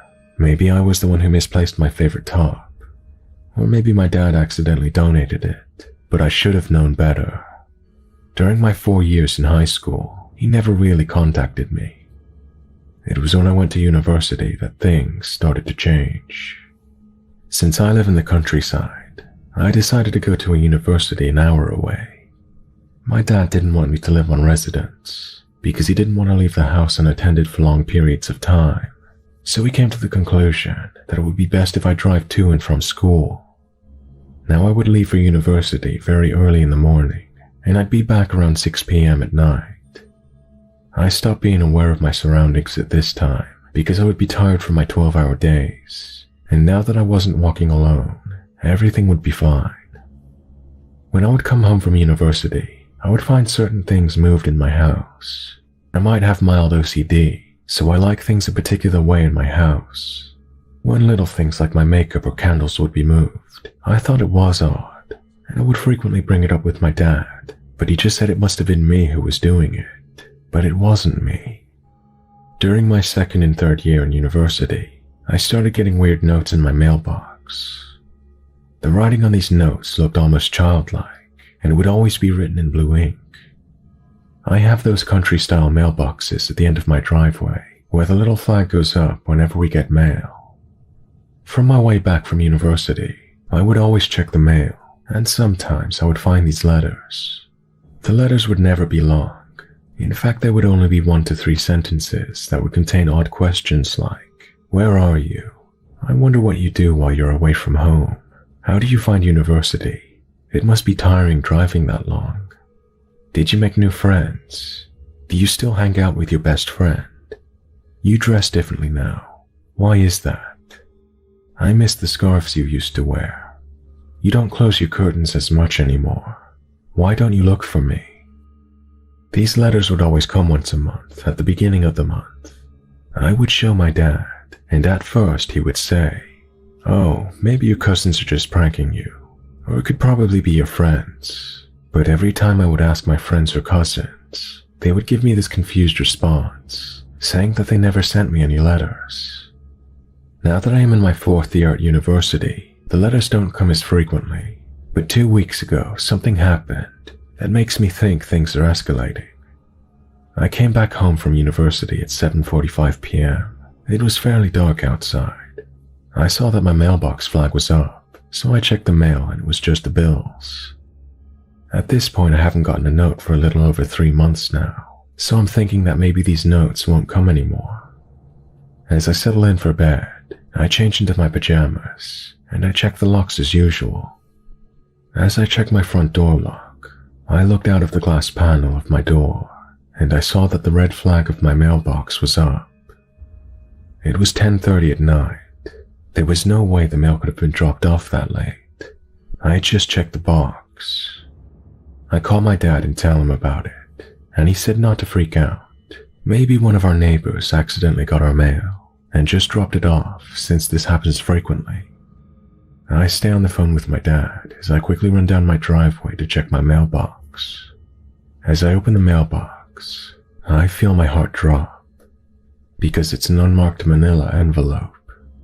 I quickly run back inside and open the manila envelope, and although there is no written note, I find something more disturbing. It's a pair of my old blue panties that I haven't seen in years. At this point I scream, and my dad tells me to hang up and call my aunt, who is a police officer. My aunt comes over and checks the inside and outside of my house, but she can't find anything. She tries to jog my memory and asks if I know anyone who could be doing this, but I honestly have no clue. My aunt told me to keep any more letters I get, and she has been staying with me the days my dad is out for work. My dad is thinking about installing security cameras, and hopefully we can catch whoever is doing it that way. But what else can I do? I am so paranoid and scared because I don't know who this person is, but I know he's been stalking me for a while. Those panties he sent me were ones I had while I was in high school, and I lost that pair when I was in grade 10. The fear of the unknown is getting to me so much that my anxiety is not letting me function normally. I just don't know what to do.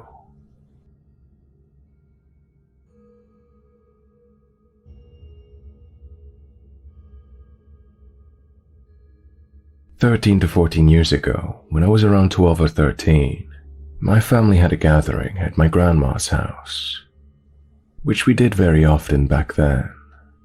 My brother, cousins, and I were playing in the inflatable pools in the backyard. For a bit of context, I was the only female. The neighbor kid, probably my brother's age, 15 or 16, climbed his fence so he could talk to us. We were having fun joking and chatting with him, so we asked if he'd like to join us. My grandma gave the okay, and he came over to partake in the festivities. Everything was great until my cousins and brother went inside to help with something. I got nervous when they left, but I'm a socially anxious person who is especially nervous around guys, so I pushed it aside. Suddenly, the cool kid from next door became a jerk. He started hurling insults at me while grinning. I figured he was just playing around, so I did it back. We started splashing each other, but then he got super aggressive. He was splashing me so much I kept taking in water. I turned my head away and told him to slow down, still kind of laughing. When he didn't stop, I got serious and told him to knock it off. He stopped. I was clearing my eyes of water when he grabbed the bucket.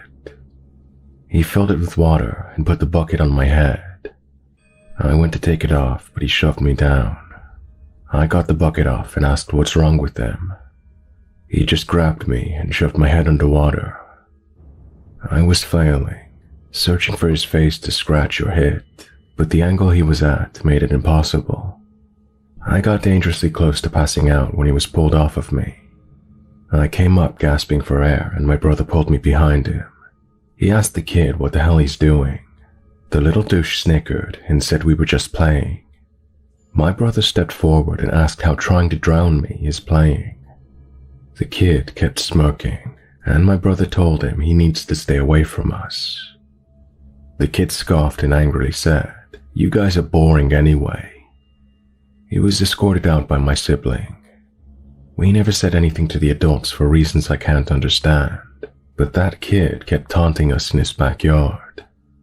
He even brought one of his friends to mock us and insult us, which resulted in us telling our family, so that stopped real quick. He tried to call us liars, but wasn't believed. Shortly after that, the family moved out, and we never dealt with him again. I'm very grateful for my brother, who essentially raised me. He's helped me in more ways than I can count. I don't know where I'd be without him.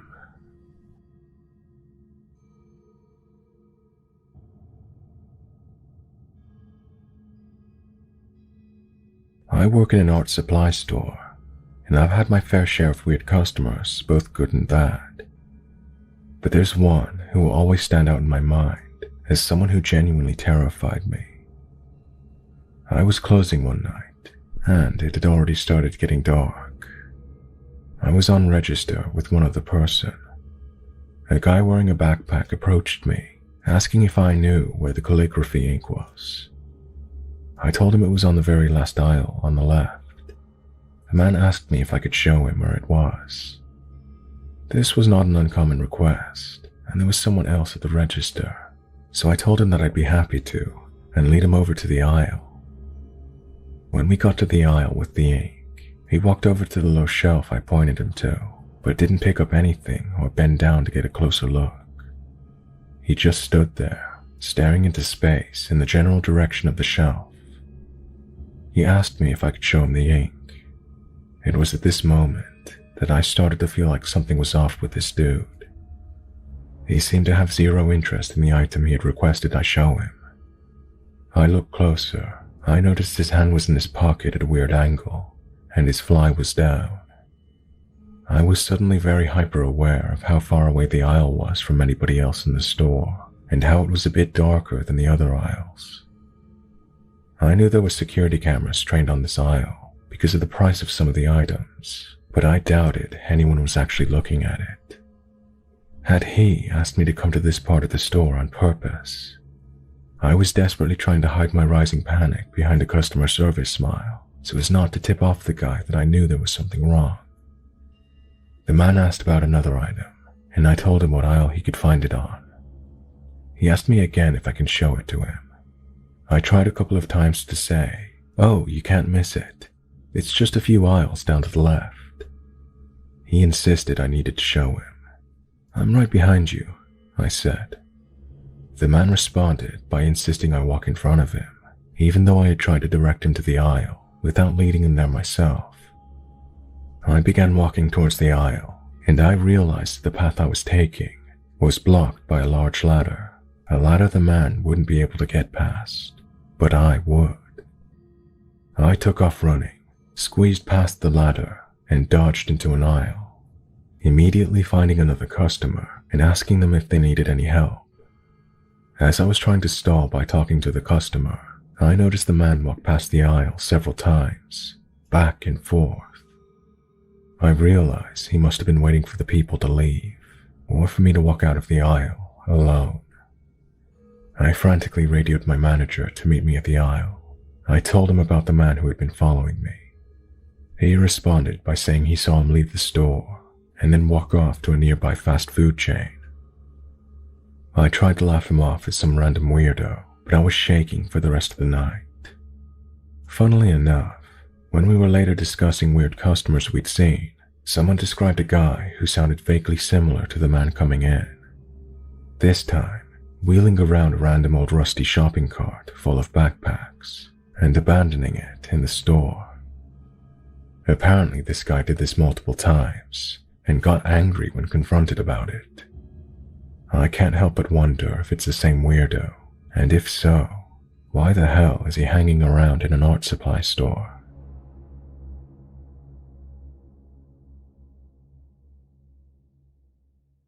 This story happened to me when I was a kid, and it is probably one of the creepiest stories I have to tell. I think I was about 9 or 10 when this happened.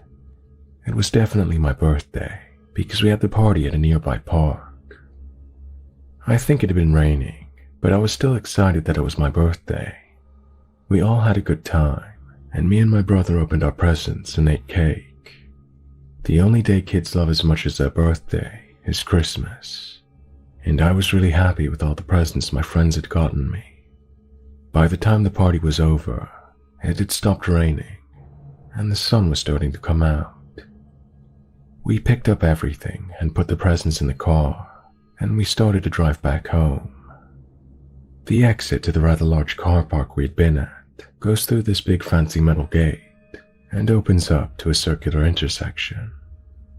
We pulled into the intersection and took a left towards the state highway. Everything seemed nice and normal at first, until we stopped at a crosswalk down the road from my street. I noticed my dad looking in the rearview mirror, and he muttered something to my mom. We kept driving and turned down my street, then into my driveway. I unbuckled and turned around to see what was the matter. I watched as my dad walked to a red car, maybe a sedan or a Prius. He spoke to the lady driving it. We all watched as she sped away. I remember getting really scared, and my mom brought me and my brothers inside, while my father called the cops. An officer arrived at our house shortly after, and my dad told him what had happened.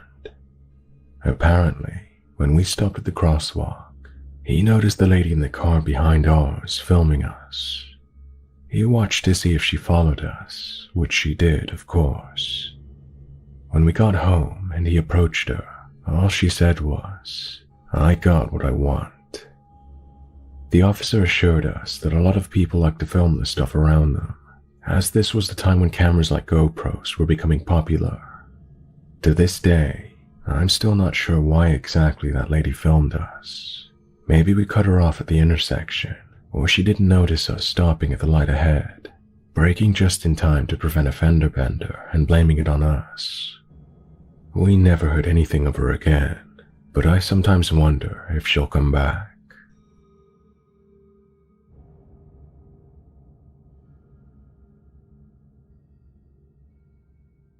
Okay, so this is a story about the strangest birthday I've ever had. For context, I'm from Germany, and the legal age to drink here is 16 for beer and wine. It's 18 for liquors. So, on the day I turned 18, me and my best friend decided to go out to our nearest city to grab some drinks at a local bar, one that is quite popular. But since it was a Tuesday night, there weren't that many people around, so we just enjoyed spending time together, meaning sipping some margaritas. All of a sudden the waitress comes up to us, saying 2 men want to buy us a drink, pointing at a table at the other end of the outdoor section. At this time it was around 10 p.m., and even though it was midsummer, it started to get dark out, so we really didn't see what the guys looked like at first. So we just thought, yeah, fuck it, why not? And then we went over to thank them. At this time, I recognized that it was a younger looking guy, in his early to mid-20s, and a middle-aged man. They were obviously already intoxicated. The younger guy, let's call him Tom, asked us to take a seat, and since he seemed like a nice guy that wanted to chat, we agreed. So as we were talking, getting to know each other a bit, I noticed the older guy intensely staring at me, like he didn't even blink. I looked at him as I noticed him, and it was then when he said, "How old are you? You're so beautiful. Do you even know how beautiful you are?" I told him I just turned 18, laughed it off, clearly being uncomfortable, and thanked him for the compliment, since I knew he was clearly drunk, and tried to change the topic. As we were talking about life in general, Tom tells us that the older guy is actually his neighbor, who is currently going through a divorce, and so he wanted to distract him with a night out. We thought it was sweet of him to help this guy going through a hard time. Then he mentions his neighbor is an architect. Then the conversation turned dark real quick. The guy started to talk about how he doesn't seem to have any sense in life anymore, and that he wanted to end himself. I also struggled a lot with depression since I was a child, so I wasn't super freaked out. I was more feeling sad for the guy and tried to calm him down a bit. But then he said, "I can't. I just want to end it. I have a knife on me right now. I'm gonna do it right now." Threatening his life, kind of begging us to give him a reason to not do it.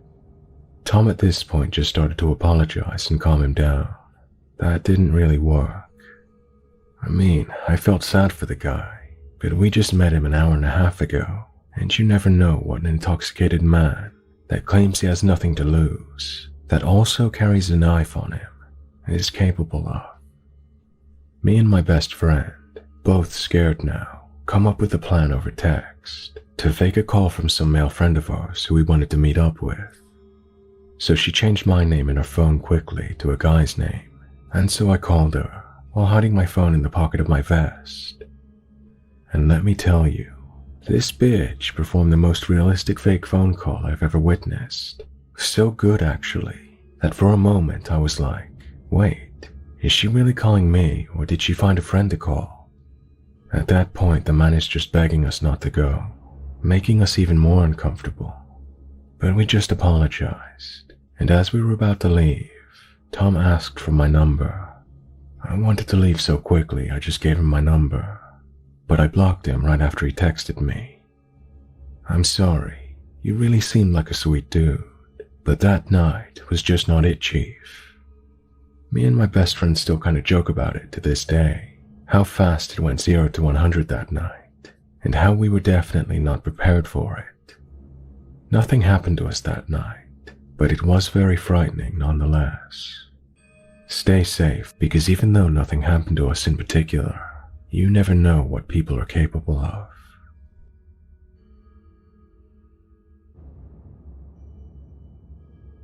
I'm a 26-year-old female living in Scotland.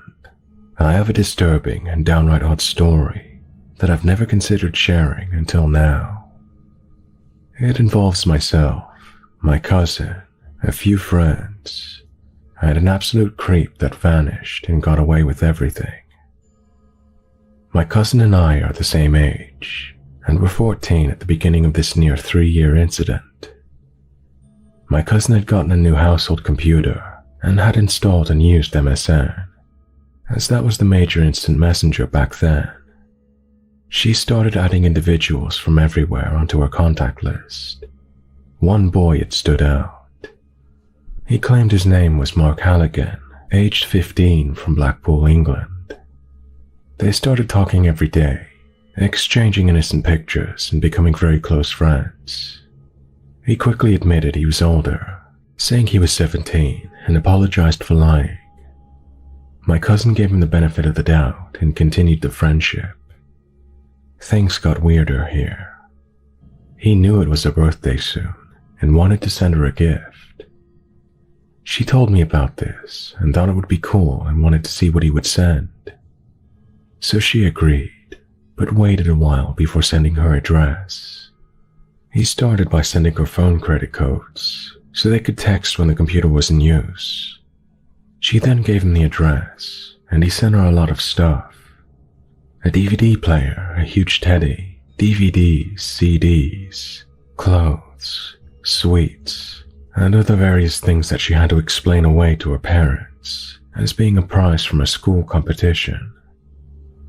This went on for some time, while he still maintained that he was 17, and added on that he made money from an under-21's football placement. Things escalated when he wanted to come up to meet her. She told me she was going to meet him and she was taking a friend with her to be safe, and she was very excited. While making arrangements, he planned to take the train to Scotland, but of course the day before he was due to come up, he admitted that he was 21, had a car and a job. She was 15 and thought it was appealing and still went through with it. I phoned her that night and she didn't tell me much, just that she didn't want to talk to him again. She didn't divulge any more information. A few days later, I received a contact request on MSN from Mark. I accepted, and he told me how him and his cousin had stopped talking and wanted to know why. I didn't have answers other than she didn't want to speak to him again. We started to become very good friends. He was starting to act the same with me, sending phone credits so I could text him every day. I found him to be a really funny and nice person. I told my cousin that we'd been talking, and she asked me not to speak to him again, but she didn't tell me why. No explanation at all. That night I told Mark what my cousin had said to me, and he asked me to call and sort things out. I agreed, and later that night he called. The voice on the other end was very odd, high-pitched and feminine sounding. We spoke and he'd explained the accident, and it tore his vocal cords as a child. I felt bad and kept talking to him, assuming that was why I was to no longer speak with him, and maybe that's what scared my cousin. Soon after, I got a call from my cousin, who told me that a large package had been sent to her house addressed to me. I went round to her house to get it. We both opened it. It was band t-shirts, CDs, new Converse, books, an iPod, and money. I couldn't believe it. I wasn't sending it back though. At that age, getting all that stuff for free was amazing. I got home and called Mark to thank him for the gifts. He was happy that I was happy, and we kept talking for a few hours. Lo and behold, he asked to come up to visit.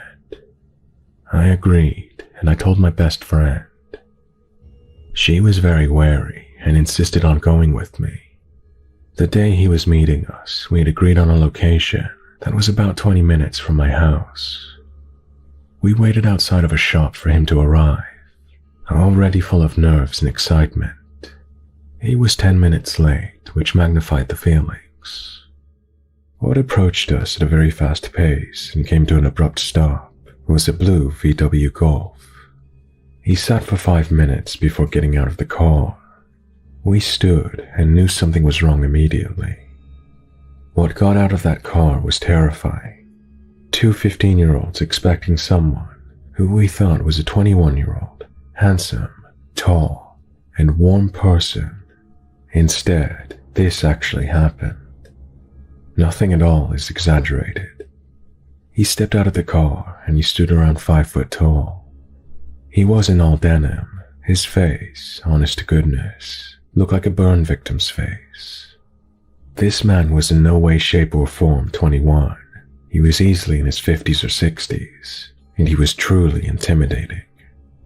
We smiled, said hello, and asked him to go on a walk. We took him towards my house. Whilst walking to the destination, we whispered to each other. We made a plan to run away from him. We exclaimed that we were going to pop to a friend's house to get a DVD to watch at my house. We decided to go to my still best childhood friend of 23 years home, which was en route to my house. Both of us in tears but hiding it, went to our friend's house and nearly collapsed in the doorway. We gave him a brief account of what happened, and we told him that we needed to get away from him. We were petrified.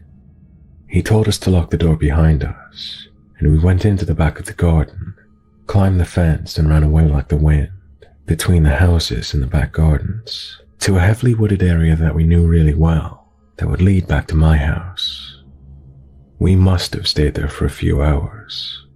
We knew roughly how long it would take for him to get back to his car, and maybe drive around to look for us. So we had to keep away from the roads, and we thought if we stayed put, we would be safe.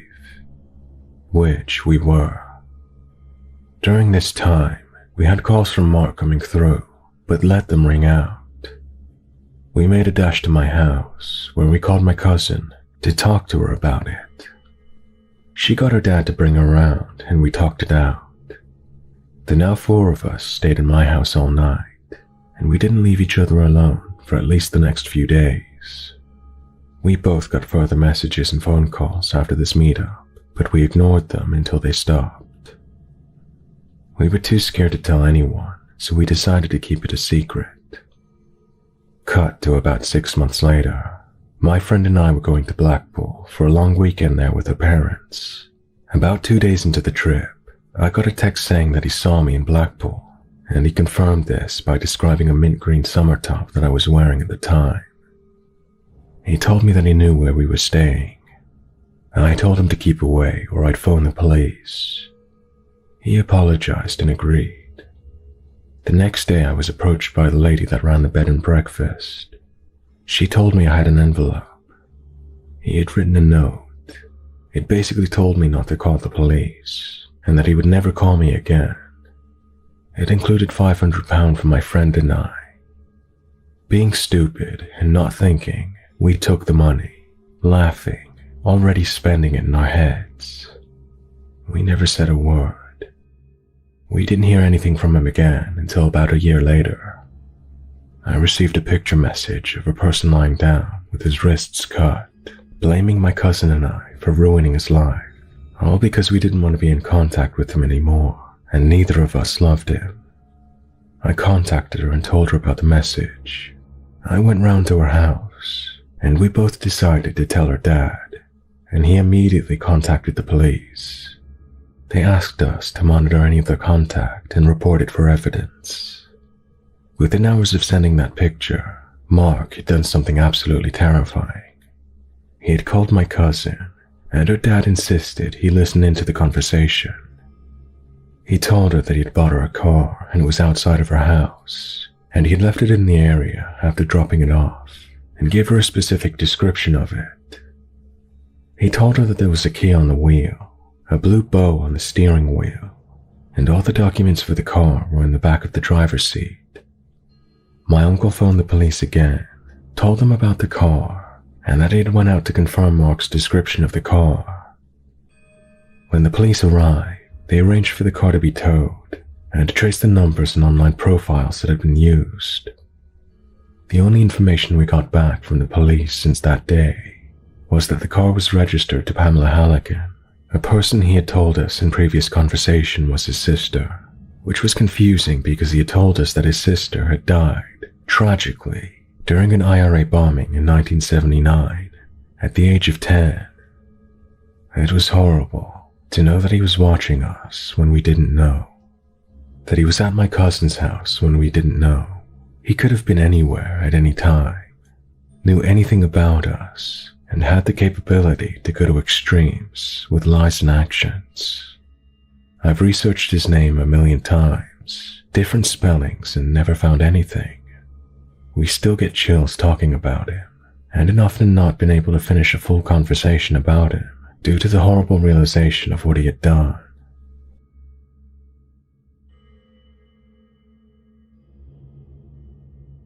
This happened in the summer of 2008, I think. I was at a sleepover birthday party at my friend's house. That is going to require some explanation. I live in rural western Pennsylvania. All you need to know about that side of the state is that if you aren't living in Pittsburgh and Eerie, you're probably living in an oil town that went bust decades ago. Oh, and you're probably isolated in a forest somewhere too.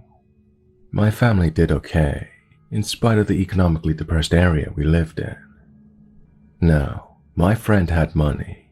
His family weren't Wall Street investors or anything, but in a town like mine, it was noticeable. He had a big house, a huge yard, a tree house, a trampoline, big screen TVs everywhere, and every video game console ever. You might think I was only friends with this kid because of the stuff he had, but honestly, that isn't true. He's probably in the top 5 of nicest people I've ever met. His family is also amazing.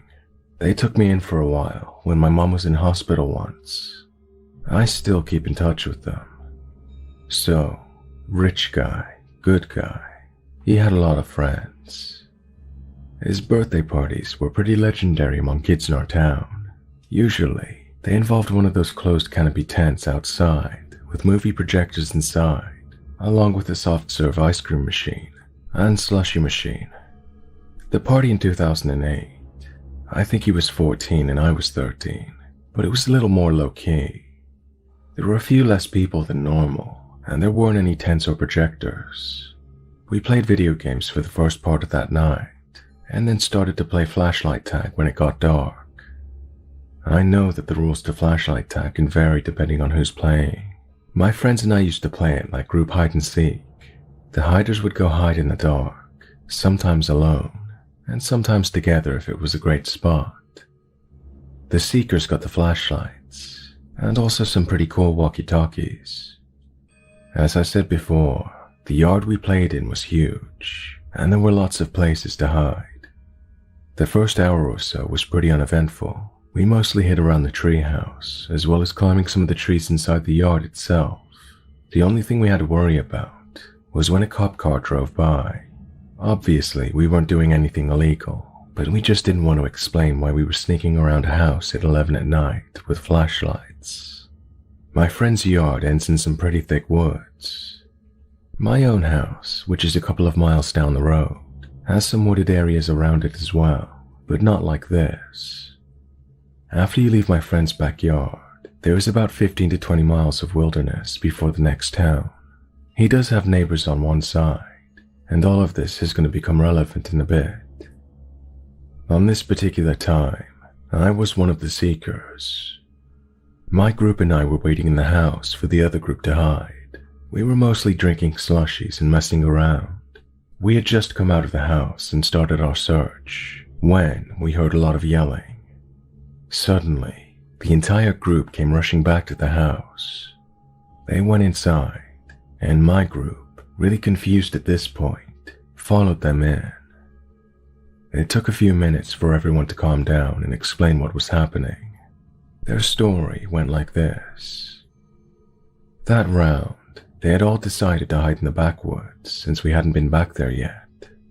They had gone a number of places inside, but were still in sight of the house.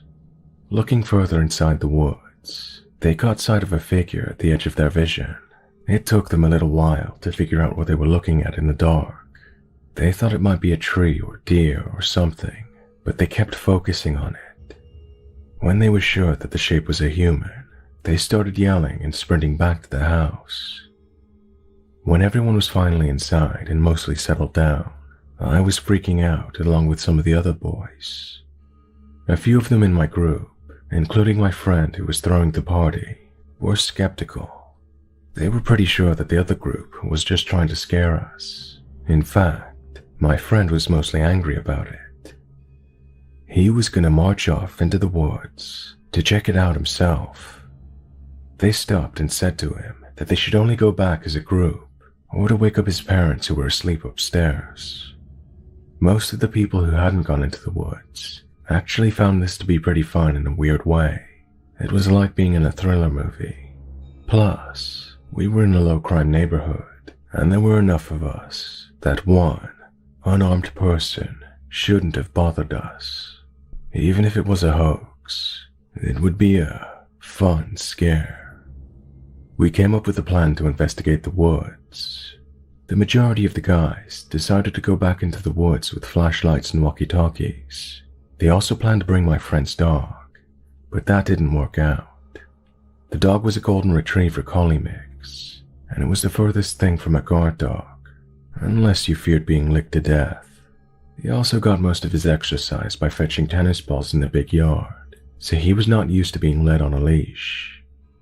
I waited at the house with another scaredy cat kid, with the other walkie-talkie, ready to wake up my friend's parents or to call the cops. I wasn't taking the situation very well, but I didn't really show it. I tend to seem pretty calm on the outside, when I'm usually a nervous wreck on the inside. I at least attempted to calm the other scaredy cat down. After a few minutes and some excited chatter on the walkie-talkie, the investigators returned in a similar state as the original first group. There was a lot of shouting, and it took a few minutes to get the story straight. This is what happened to them. They had gone to the edge of the woods like the first group originally had done. It took a few minutes of searching, since the figure had been spotted in thicker brush that wasn't easy to reach. One of the kids had swung his flashlight around until he caught sight of something, before yelling and running back to the house. Some of the other boys, who had gotten the same glimpse inside the flashlight beam, behaved similarly. They confirmed that they had seen a person. He was mostly obscured behind a small tree. The features that they could make out from that brief moment were that of a male who was on the taller side, with longish hair. One of the boys who had seen him thought he might be wearing some kind of light flannel. Apparently, he had made no move to approach them, and had just cocked his head out a bit to stare them down from behind the tree. It was at this point that my friend's mom finally came downstairs after all the commotion. We explained the situation to her. Afterwards, she locked all the doors and told us to stay inside, and to tell her if we saw anything else. She explained that the part of the woods that we were going into was probably not their land anyway. They just had the closest house to it. Needless to say, I did not sleep well that night. We were situated on air mattresses in my friend's game room. The really frightened kid actually took to sleeping underneath one. Just before sunrise, I finally drifted off for a few hours. When I came to, everyone else was awake and eating pancakes on the patio. My friend's mom was with them. She had checked the woods that morning and had not seen anything amiss. We were a little on edge, but things were pretty normal besides that. When my parents came to pick me up, I was reminded of the fact that I only lived about 2 miles from my friend's house. Even at home, I struggled to sleep for a while. I just kept thinking how easy it would be for the man in the woods to show up in my yard. Fast forward to a couple of weeks later, and I'm playing video games at my friend's house again. I bring up the subject, but he was very dismissive of it. It was strange, but he was really pretty short with me. It was like he wanted me to drop it. None of his behavior fit his normal personality at all. He did come up with a short explanation though.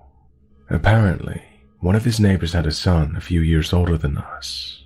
He was tall with long hair. My friend explained that he could be a jerk and was pretty weird. The way he said weird may have indicated some mental condition. My friend's explanation was that this kid had seen us playing and decided to hide in the woods to scare us. That did make me feel a bit better at first. It did seem reasonable on the surface, and there's a good chance that's actually what happened. However, there are a few things that don't sit right with me. In my experience, when someone is trying to scare you, there's a "ha-ha, gotcha" moment at the end. Like most people want to reveal that the whole thing was good-natured, or they just want to show you how dumb you look over nothing. Back when we had our sleepover in tents, one of my friend's older brothers would rustle the outside of the tent before popping in to see if they had scared us. This person in the woods did nothing like that. He may have just been trying to scare us, and went all in on the whole thing, wherein his only pleasure was knowing that he had scared us for life. Or, if this kid really did have problems, maybe he just didn't understand how pranks typically went. His explanation also brought back an old memory of mine. I'd been going to my friend's house for close to 10 years at that point. In one of these early years, I remember playing a game with my friend and one of his neighbors who lived across the street. Both my friend and the neighbor had crabapple trees in their yards. We played a game of basically dodgeball with moldy apples thrown across the road. The game ended when the neighbor, who was a few years older, chucked a crabapple at my friend's head as hard as he could. It absolutely nailed my friend, and he was on the ground crying. I brought him inside where his parents asked me what was wrong. I told them about the game and the neighbor kid. When he had finished crying, his parents scolded him and said that they had warned him about this. They just said that the neighbor kid was not nice. For the record, he did not have long hair, but this was a number of years prior to the incident. Now I don't know if this was the same neighbor that my friend had pinned the blame on, which brings me to some other disturbing things. My friend never gave me the suspect's name, even when I pressed him on it. What's more unsettling was that my friend was not among the kids who had actually seen the guy directly. This was just his explanation for what happened. I don't think my friend was actually trying to cover anything. I think he was just worried that I wouldn't come to his house anymore if I didn't feel safe. That was the last time I had a sleepover at my friend's house. That wasn't really because of the incident, but because we were entering high school and overnight parties started meaning something else entirely. My friend's explanation does seem plausible, and that makes a pretty creepy story on its own. The alternatives are even more frightening. I don't even want to think about what kind of guys go stalking teenagers in the woods in the middle of the night.